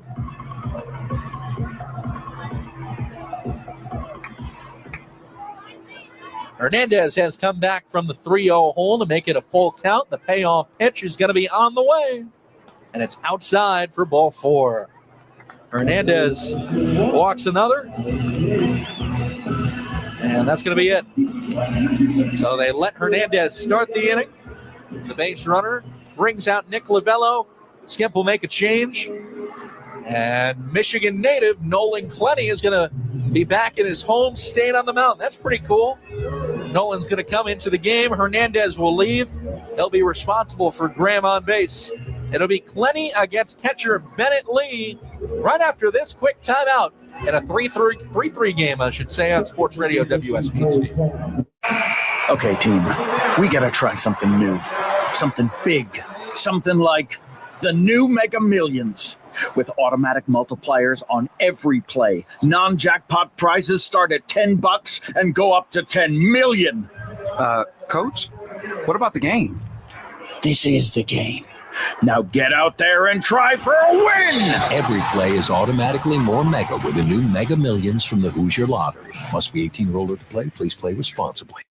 Budweiser's Weekday Sports Beat. It's time to talk Notre Dame football recruiting with Blue and Gold Illustrated's Mike Singer. North Carolina as a whole is really important for Notre Dame in the 2026 cycle. It's interesting, like some of those southern states, it's like cycles, which one Notre Dame's really involved with. I don't think there's like really a rhyme or reason. It's just like how class goes. Like some years Notre Dame's really involved in Georgia. Sometimes it's Florida. This cycle, North Carolina. Weekdays at 5. Sports Radio WSBT.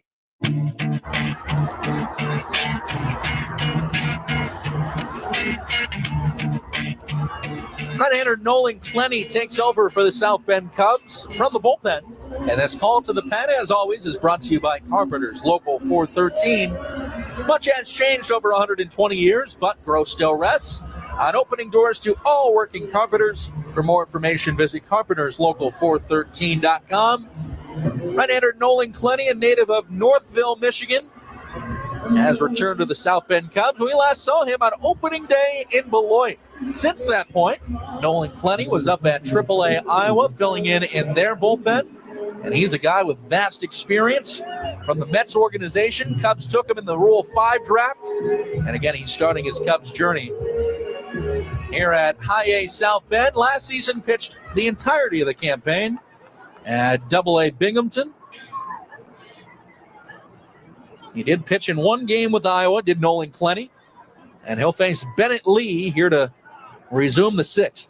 First pitch is outside, ball 1. Angel Hernandez is responsible for the man at first. That's Peyton Graham. And Bennett Lee has walked and scored today and lined out. Right-hander Nolan Clenny back to it. Fastball inside for a ball. 2-0. Clenny, that lone game with the Cubs, he pitched 2 scoreless innings. Good job doing so, pitching at Toledo. So funny enough, as here's the 2-0. It's a strike. Clenny facing the Tigers affiliate here, West Michigan, and he did the same thing with Iowa at Toledo. But of course, AAA Toledo. These are much younger hitters. Man at first, the next delivery is a fly ball hit to medium depth center field. Rafael Morel tracking, shielding his face with his mitt. Guarding from the sun, he'll make the catch, gets a quick relay in, back to first, patrolling his Graham, and Lee flies out to center.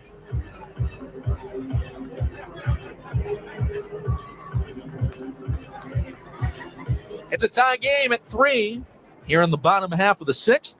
Nolan Clenny just recorded his first out, and now it's the 9-hitter, Abel Bastidas.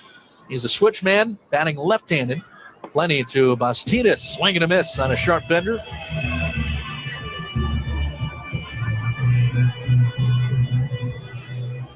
Clenny struck out 3 batters in those 2 shutout innings at Toledo as well. Here's the kick in the next. Jam shot up the middle over the jumping shortstop Hernandez. It's going to be a base hit.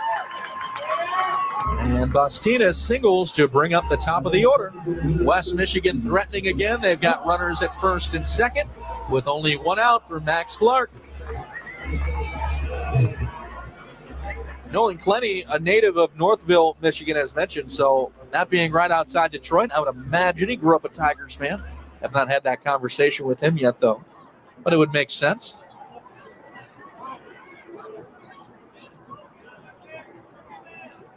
Clenny sets to face Max Clark. Here we go. First pitch, and the lefty will look at a strike.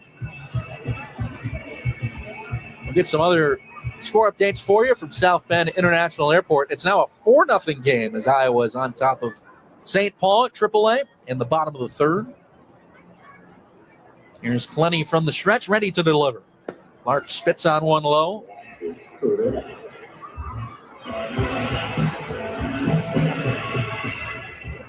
There are 3 Midwest League day games happening, 2 others besides us.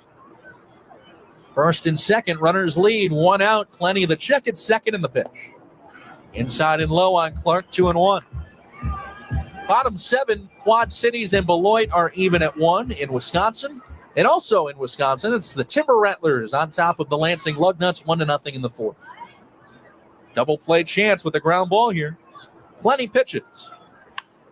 Here's a ground ball to short, but past the diving shortstop Hernandez in the left center. Being waved around and coming home is Graham. He'll score, and the Whitecaps lead again. It's 4-3. Yet another RBI single from Max Clark. He has done that twice. He has given the Caps the lead 2 separate times, and he has been on base 4 total times in the game. Clark placed it perfectly past the diving Hernandez at short. That run, unfortunately, will be charged to Angel Hernandez. Angel started this inning by walking Peyton Graham. So Bastidas moves up to second. It's now Clark at first and Seth Stevenson batting in a 4-3 game that the Cubs trail again. Stevenson shows bunt, pulls back, takes a strike.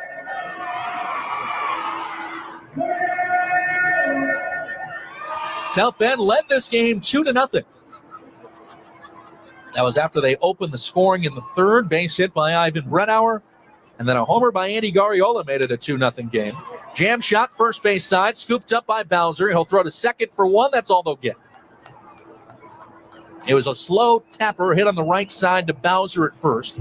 He did a spinorama and executed a clean throw to Hernandez at second base. So call that 3-6 on the fielder's choice. Stevenson will reach first.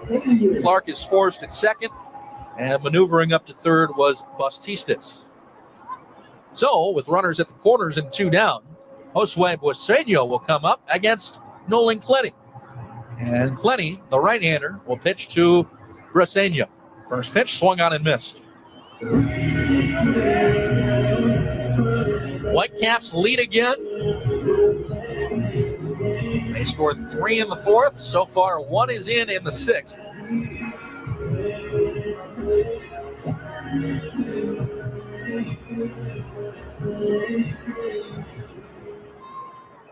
And a chance at more for West Michigan. Third baseman Reggie Preciado even with his bag. Leading there is Bastidas. Stevenson at first. Clenny will throw over to first. Low throw, runner coming home. Bowser picks up the ball, throws, tag. They got him. Good play all around. It was a low throw from Clenny on the pickoff, knocked down by Bowser. The ball then stumbled into foul ground. Breaking towards the plate was Bastidas. And then Bowser scooped up the ball, fired a strike home. Ariel Armas slapped the tag on him, and they get the man out. So that'll go 3-2. That saves a run West Michigan does take the lead. It's 4-3 going to the 7th on Sports Radio WSBT.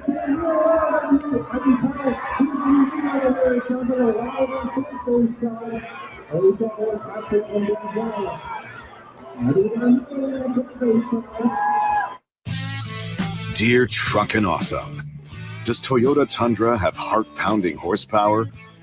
Truck yeah. Is Tacoma style for the wild and as rugged as it comes? Truck yeah. And the 4Runner, tough as nails, ready for any trail? Truck yeah it is. Find your Toyota truck at Toyota.com. Put adventure in gear and floor it. Toyota, let's go places. Discover the value of restoration with Fibrenew of Michiana. Whether it's leather, plastic, or vinyl, their experts breathe new life into your cherished home furniture, vehicle, and boat interior, or your business furnishings. Don't replace it, restore it. Contact Fibrenew for a quote today. And for a limited time, save money on your minimum service by using Fibrenew's Big Deal gift certificates. Act now to see the transformation. Experience the difference with Fibrenew of Michiana, where quality meets value. To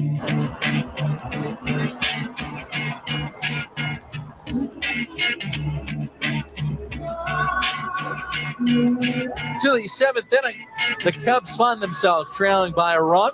It's 4-3. They were able to tie the game at 3-all in the 5th, but again, trailing by a single tally again. Rafael Morel will lead off the 7th. Then it's Christian Hernandez and Jefferson Rojas.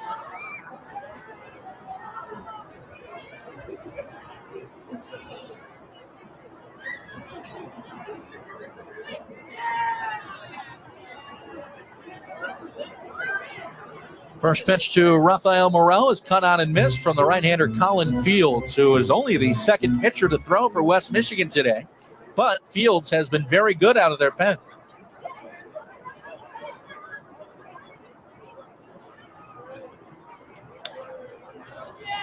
Morel takes outside, and it's 1-1.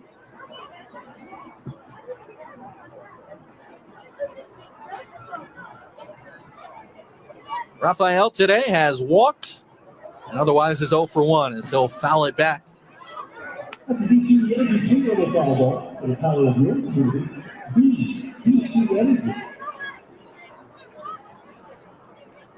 Cubs trying to avoid what would be their 4th straight loss. A big breaking ball is going to be called strike 3 on Morel. That slow bender from Fields has fooled a lot of Cubs hitters. Comes in the high 60s, low 70s. That one at 71.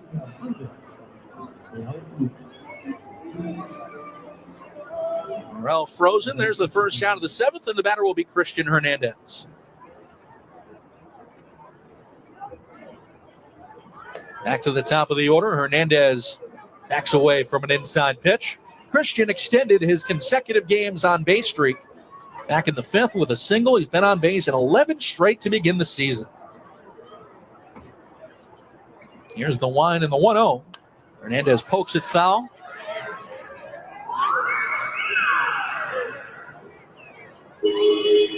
Give Hernandez 17 base hits on the season, by the way. That continues to lead the league. As Hernandez looks at one low.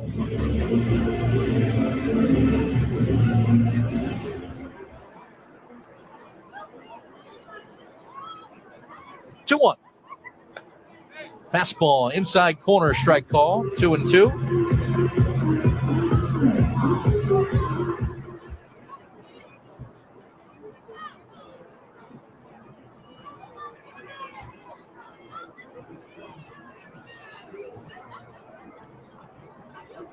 Two balls, 2 strikes, and the pitch on the way.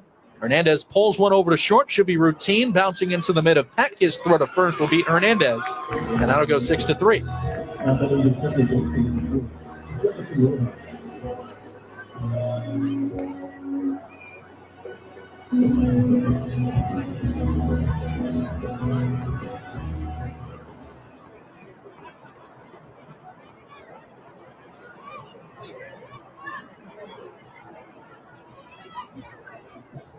Now it's up to Jefferson Rojas in the 7th. 2 are gone. Cubs behind 4-3. As Field starts his windup, pitches to Rojas, cut and a miss.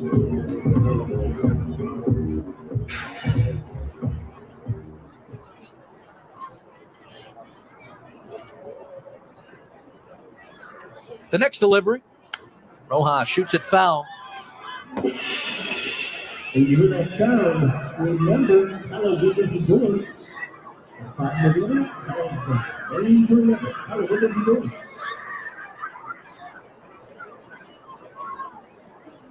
No balls, 2 strikes. Pitch on the way.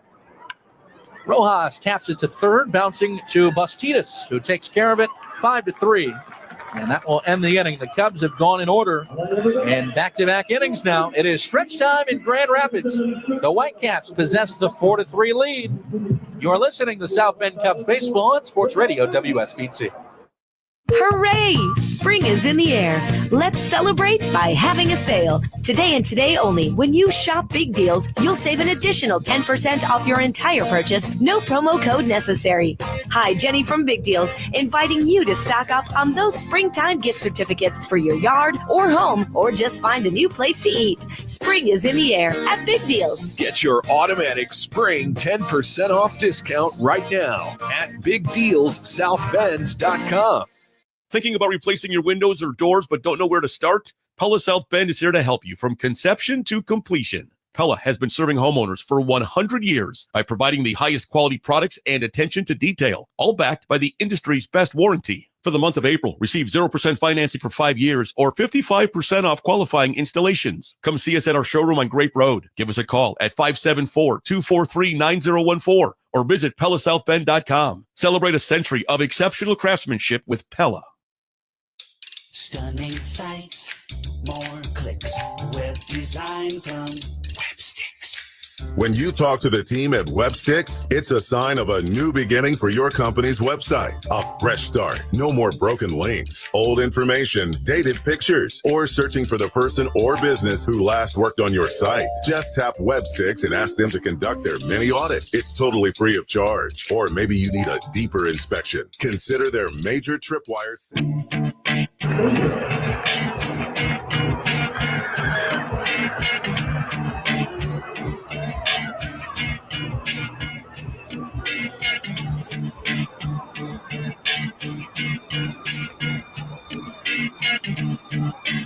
We go to the bottom of the 7th.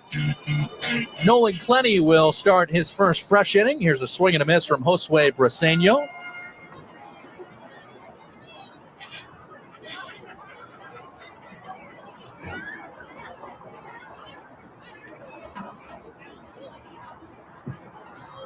It's 0-1. 3, 4, and 5 doing the Whitecap order. Here's a strike call, bottom of the zone.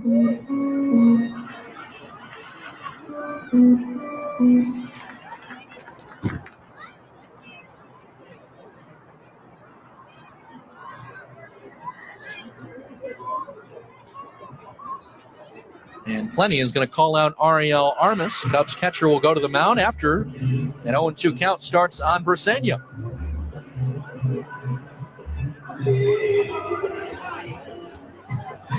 Armas and Clenny clarifying a couple things. Ari did catch Clenny back on opening day in Beloit, but in an official game setting, this is only going to be their second time working together. This is a long meeting. Home plate umpire Brandon Spivak just started a trip back to the mound to break up the convo. And it's 0-2.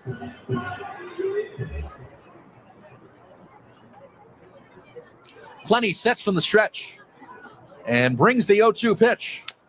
Big chop hits slowly towards first. Waiting on the second. Bounces Bowser. It's going to be a fair ball, and it took a bad hop. It's going to be a base hit. Briseño going to second. He'll be safe there. Cubs get a brutal break.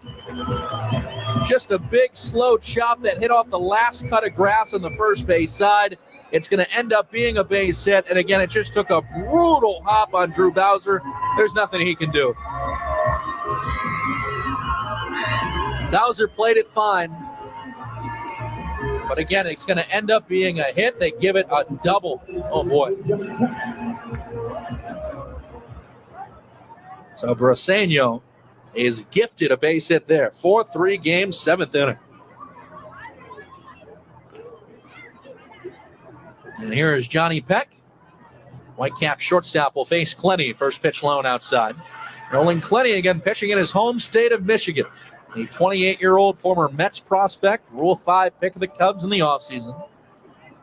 And again, has already pitched at AAA Iowa, filling in last week. Here comes the 1-0.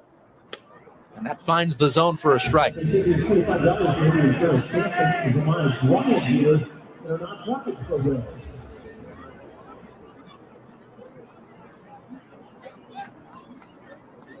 Brett Callahan is on deck. And the 1-1. Dropping low for a ball. It scraped the dirt. Ariel Armas will get a new baseball and toss it back to Clenny. Nothing but sunshine and blue sky today here in Grand Rapids. That sun has never gone away. No big clouds have moved through. It's 2-1. Clenny readies. Fly ball right center. Long chase Morrell trying to get to the gap. It's over his head. Will roll all the way to the wall. And West Michigan is going to expand their lead. It'll be a double for Johnny Peck. That scores Briseño, and it's 5-3. Peck went oppo. And he is on for a third time today.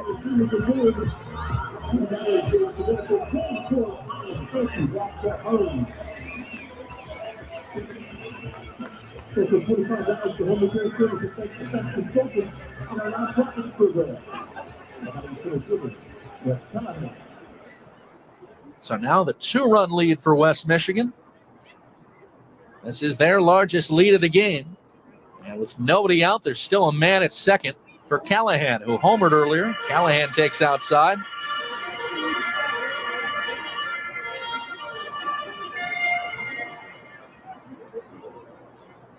Cubs bullpen is quiet for now as Clenny, the right-hander, checks second and pitches to Callahan. Big fly ball, deep right field. Callahan has gone yard for a second time today. Long gone, Brett Callahan. His second homer. And now West Michigan leads by a bunch. It's 7-3. 3 consecutive extra base hits for the Whitecaps. Their lead is now 4.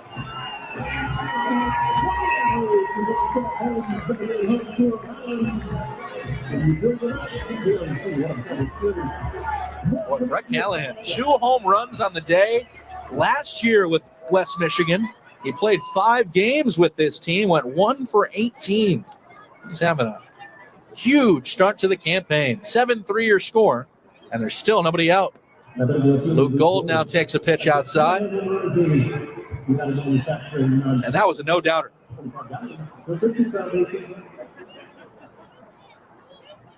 Clenny always works from the stretch, comes back and misses inside.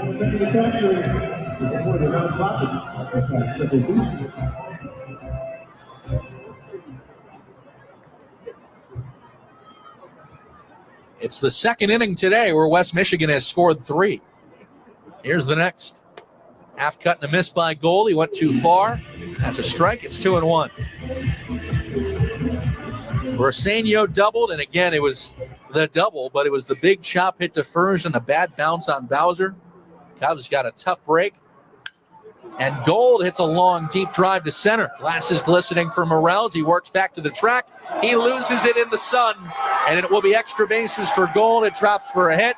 Luke Gold is going to settle into third with a stand-up triple. Morrell lost the ball in the sun. We mentioned no clouds at all today. That sun is beaming down, and Morrell, as his glasses were sparkling going back to the wall, he just couldn't find it. Stand-up triple Gold. This inning has gone double, homer, triple. And pitching coach George Thanopoulos is going to call timeout and go to the mound.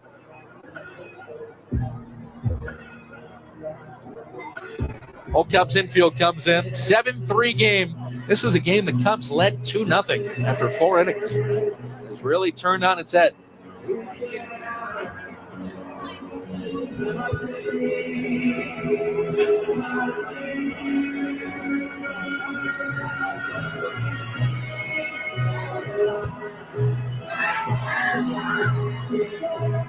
Things have spiraled over the last number of innings. 3 in the 4th for West Michigan. That included Brett Callahan's first homer of the day. They retook the lead in the 6th with a base hit from Max Clark. He has 2 RBIs on the day and now a 3-run 7th for the Whitecaps. Infield will come in for the Cubs. No outs, man at third. 7th inning. Plenty to Peyton Graham, who fouls one back for a strike. And again, these runs coming in the 7th. The Cubs falling behind by 4. They've only got 6 outs to play with the rest of the afternoon. And Plenty deals. Lasered over the second baseman's head into right, and another run will score. It's a base hit for Peyton Graham. It's 8-3.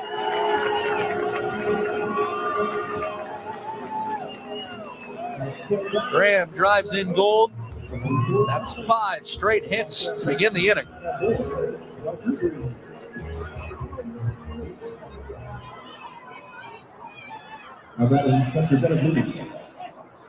And the Cubs bullpen is up again. Left-hander Burl Caraway with a baseball.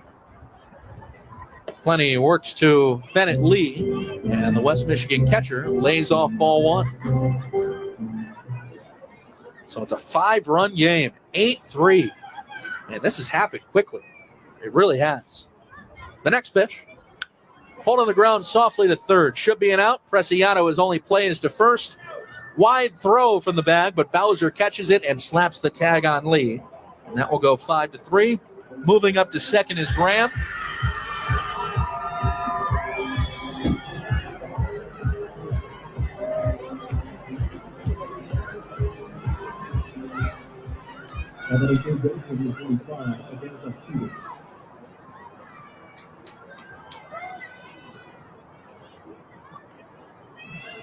That's Abel Bastidas.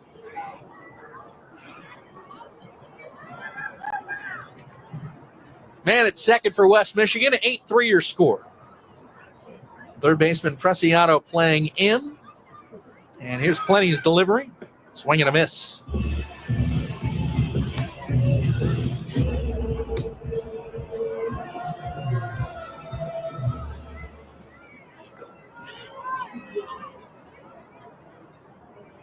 Oh, 0-1. The dangerous Max Clark on deck. Ground ball to short. Hernandez has got it, scooping it up, flicking the feet together and throwing to first. That'll go 6-3.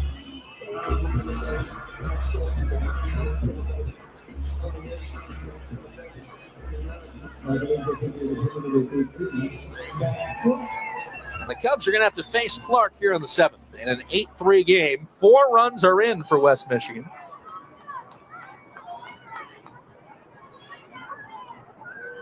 Leading at second is Graham. Plenty checks there and pitches. It's a strike call.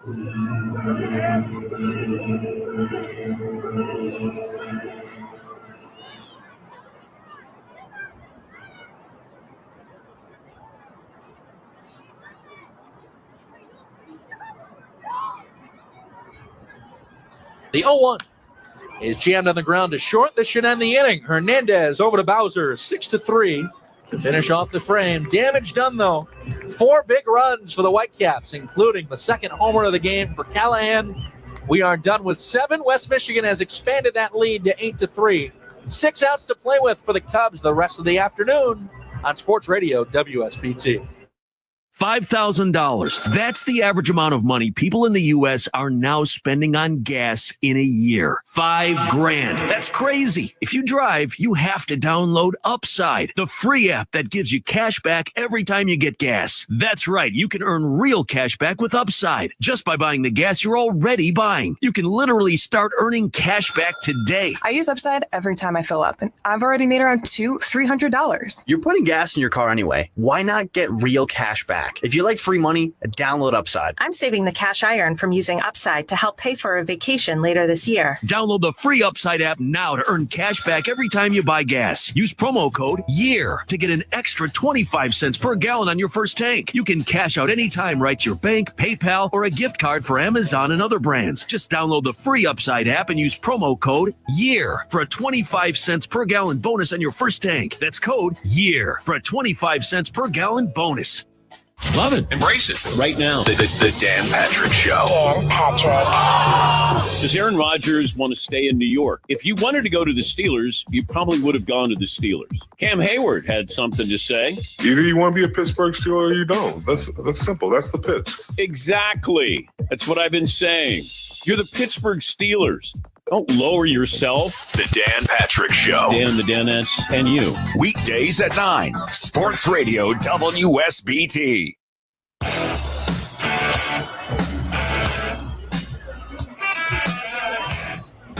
In the 8th, West Michigan has moved their lead up to 8-3 on South Bend. And the Cubs, with 6 outs to play with, down 5. They're going to need base runners, and plenty of them right now. Ivan Brennauer, Brian Calmer, and Drew Bowser will hit. And Brennauer will lead off the 8th inning. Here's the first pitch, and it's outside. New pitcher on for West Michigan. Right-hander C.J. Wines enters. Wines, a 24-year-old from Chicago, making his series debut. And here's the pitch to Brennauer. It's on the outside corner for a strike. Wines replaces Colin Fields, who threw 3 perfect innings. Fields, 3 innings, no hits, no runs, no walks, 3 strikeouts. Tall, slender right-hander C.J. Wines with the next pitch. Brennauer shoots it foul out of play to the right. Wines, originally a 6th-round pick of the Boston Red Sox in 2023. He was traded over to the Tigers.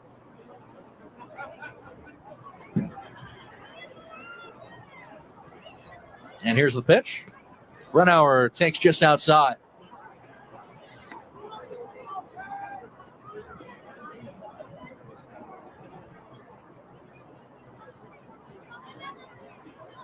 Two balls and 2 strikes. And here's the pitch on the way. Brennauer hits a ground ball to third, backhanded on the grass. A great play by Tistis, and his throw to first is going to be in time. Boy, that's a great play at third. Abel Bastidas takes away a hit from Brennauer.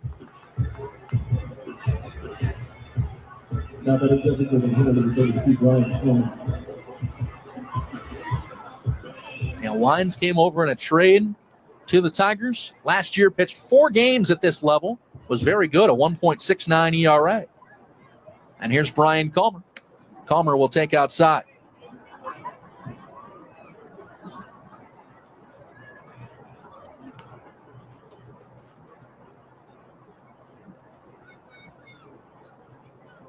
Right-hander to right-hander. And here's the pitch on the way. Calmer fouls it away to the right.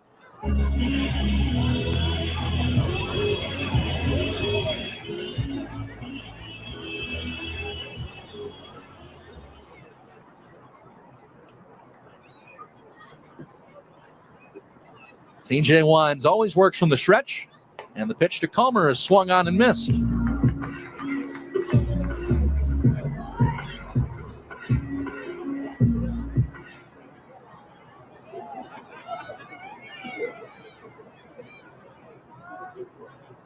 And the next delivery, Calmer strikes out swinging. Wines has come in. The last Cubs base runner was Jefferson Rojas back in the 5th on a walk. Since that point, the Cubs have not had a single base runner. They've been sent down 1, 2, 3 in the 6th, 7th, and now the first 2 of the 8th.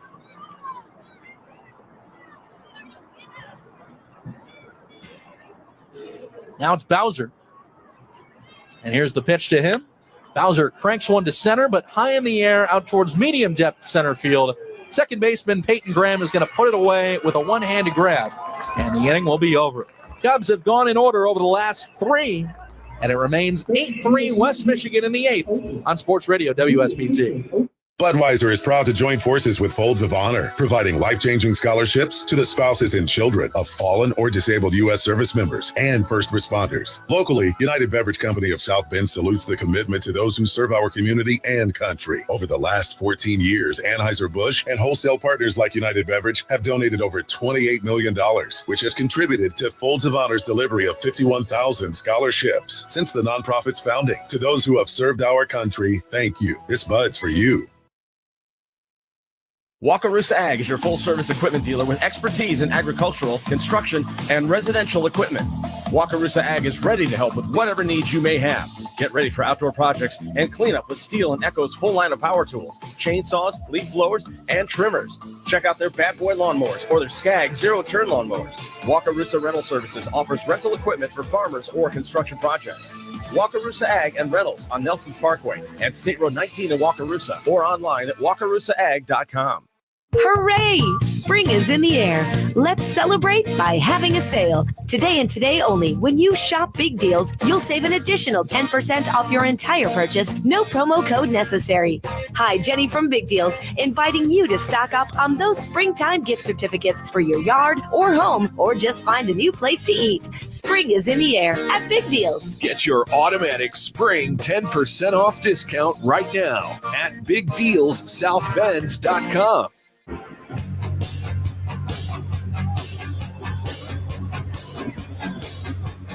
We're going to head to the bottom of the 8th inning. The South Bend Cubs trail the West Michigan Whitecaps 8-3. 8 runs, 9 hits, 1 error for West Michigan. The Cubs with 3 runs on 6 hits, and they have not made a miscue today. South Bend will make a call to the bullpen, which is brought to you by Carpenter's Local 413. Much has changed over 120 years, but growth still rests on opening doors to all working carpenters. For more information, visit carpenterslocal413.com. Left-hander Burl Caraway takes over here in the bottom of the 8th. The 7th, a big one for West Michigan. They scored 4 runs.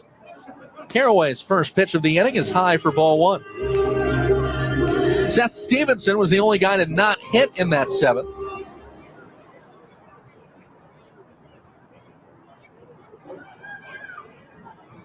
And Stevenson, who takes high and away, he has been on base all 4 times, but interestingly, 3 of them he has reached on fielder's choices. He has also walked once. Caraway has started him 2-0, and the next delivery hits him. Seth Stevenson hit somewhere on his leg, might have hit him in the knee.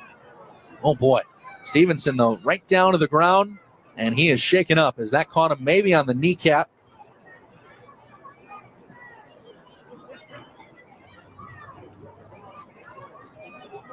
Caraway hits Stevenson, and again, he'll need a few extra seconds here.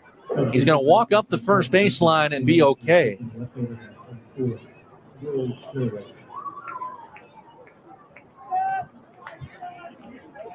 We'll get the replay in the booth. I thought we were going to. Either way, Seth Stevenson takes one somewhere on the leg.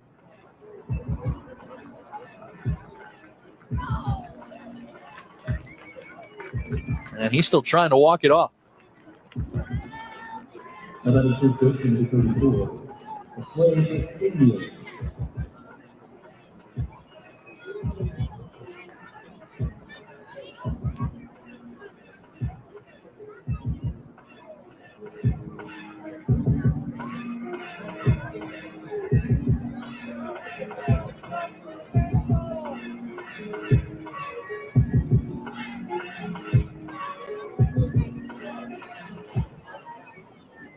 So after a hit by pitch to begin the inning, Josue Briseño will bat. And Briseño faces Caraway, lining it foul.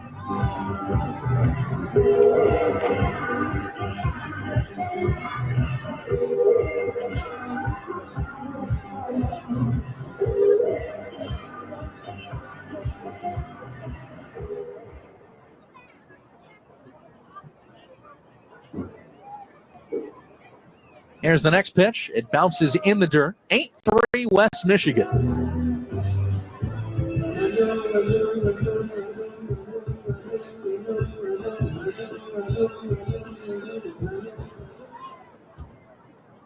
Man at first is Stevenson. He was just hit by the pitch. Here's the kick in the next. That's right down the middle from Caraway. Called strike 1-2. We're back to nighttime action tomorrow. These two will play a 6:35 game.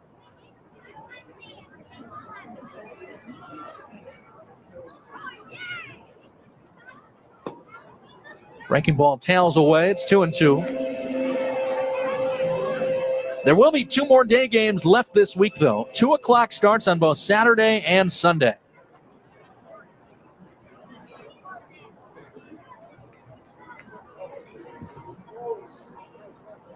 Here's a pick throw back to first. Low, but dug out by Bowser.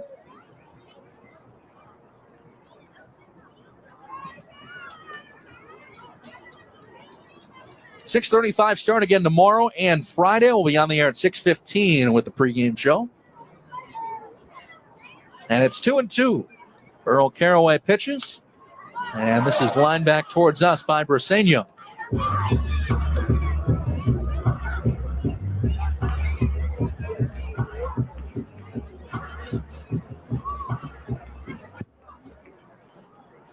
Two and two. Very short lead for Stevenson. Caraway will throw over, and again, nearly wide of the bag again.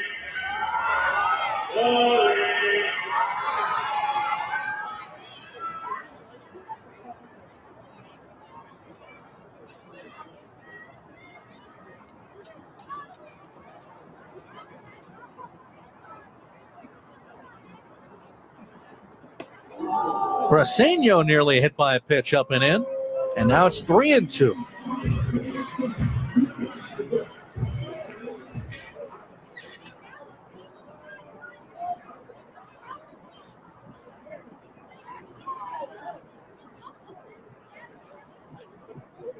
Will be due for the payoff as Caraway hit Stevenson and nearly clipped Briseño, who doubled and scored in the 7th. 8-3 game. There goes the runner.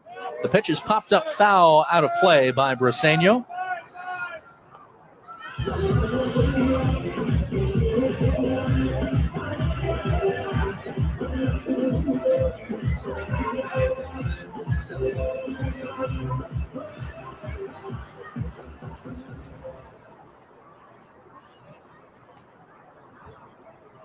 This is left on left.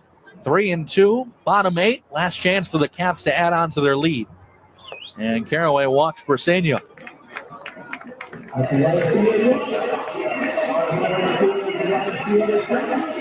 Walks that piled up today, there's no question.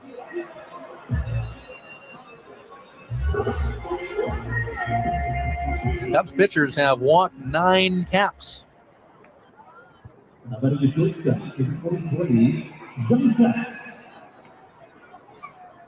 And now Johnny Peck will be the hitter.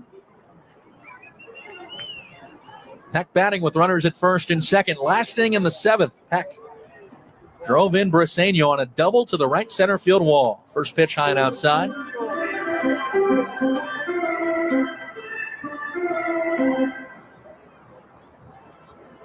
And timeout will be called. Ariel Armas will go to the mound to chat with Earl Caraway.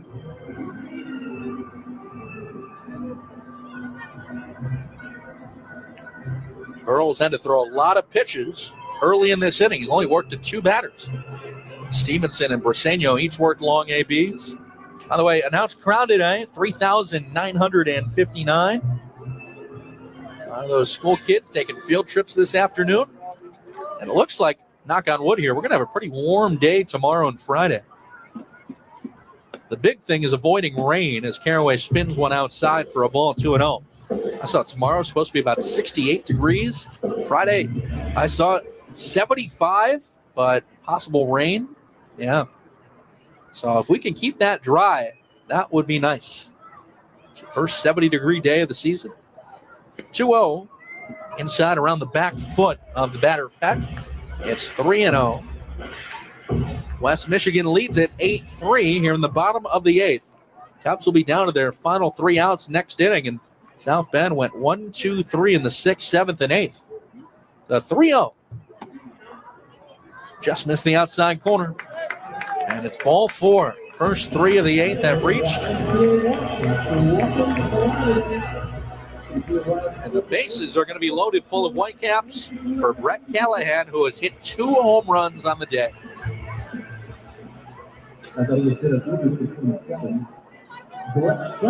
Callahan has had a big start. 2 home runs. And they've each been 2-run shots. 1 in the 4th, 1 in the 7th. He's got 4 RBIs on the day. And now the bases are loaded. He'll back away from an inside pitch. Ball 1.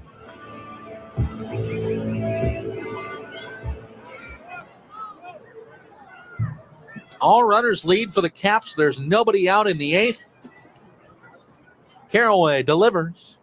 Half cut and a miss by Callahan. He could not hold up on a high fastball.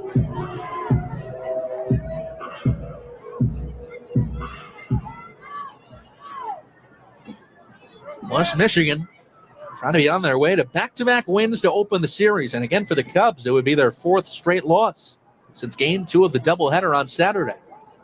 Time called before Carraway's next delivery. And that's a pitch clock violation on Burl Carraway. That's going to be an automatic ball. It'll be 2-1. Burl did not let go of the ball before the pitch clock dwindled down, so automatic ball it is, 2-1. Carraway sets again, bags full from the stretch. Fly ball, deep right field again. Ballpark will contain this one for Callahan, but he's going to drive in his 5th RBI of the day. It'll be a sac fly. Coming home to score Stevenson. It's a 9-3 game. Everybody else stays where they are. 1st and 2nd still occupied.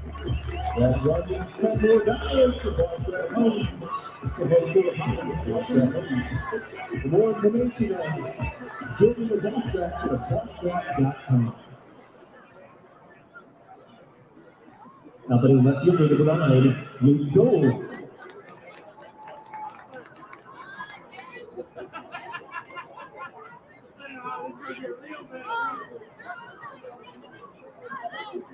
So there's the first out of the 8th, and now Luke Gold swings through a Carraway fastball for strike 1. South Bend led this game at 1.2-0. It's 9-3 Whitecaps.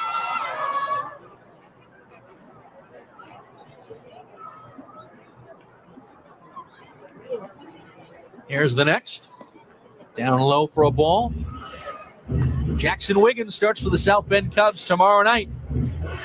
That will be, I'm sure, a well-watched game tomorrow between one of the Cubs' top prospects and all these high-level prospects for the Tigers. Jackson Wiggins pitches against Max Alba for West Michigan tomorrow. Next pitch high to Gold. It's 2-1. Nick Dean will go for the Cubs on Friday against left-hander Andrew Sears. Ryan Gallagher will make professional start number 2 on Saturday. Right-hander Carlos Marcano will pitch for West Michigan on Saturday. The 2-1 is in for a strike, 2-2. Kenton Egbert will pitch on getaway day Sunday against the guy that threw last night for West Michigan, right-hander Rainier Castillo.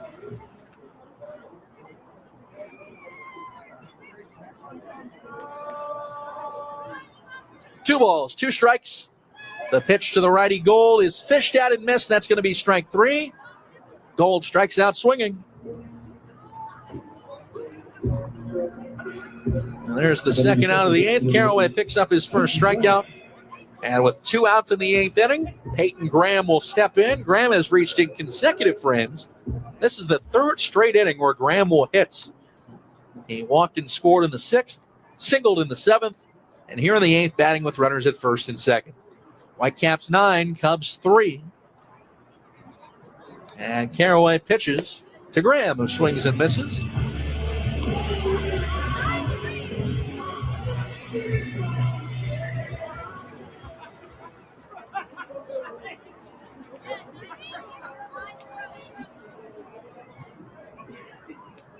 Carraway deals again, way high for a ball, 1-1. Johnny Peck's at first, Josue Paseños at second.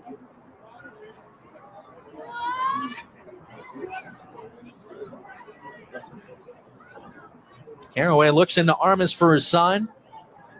He's got one that he likes. And the 1-1. Not close, up and away, ball 2.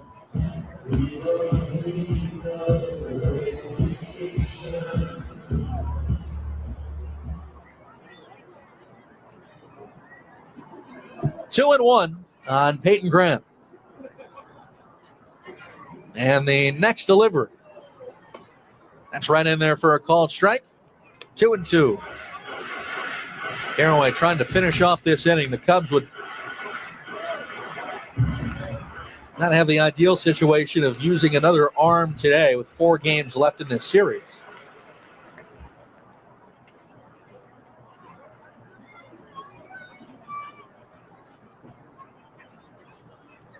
And the 2-2 inside on Peyton Graham. It squeaked away from Ari Armas for a minute back behind the plate. And now with 3 balls and 2 strikes and 2 outs, it'll be head starts for both Peck and Briseño.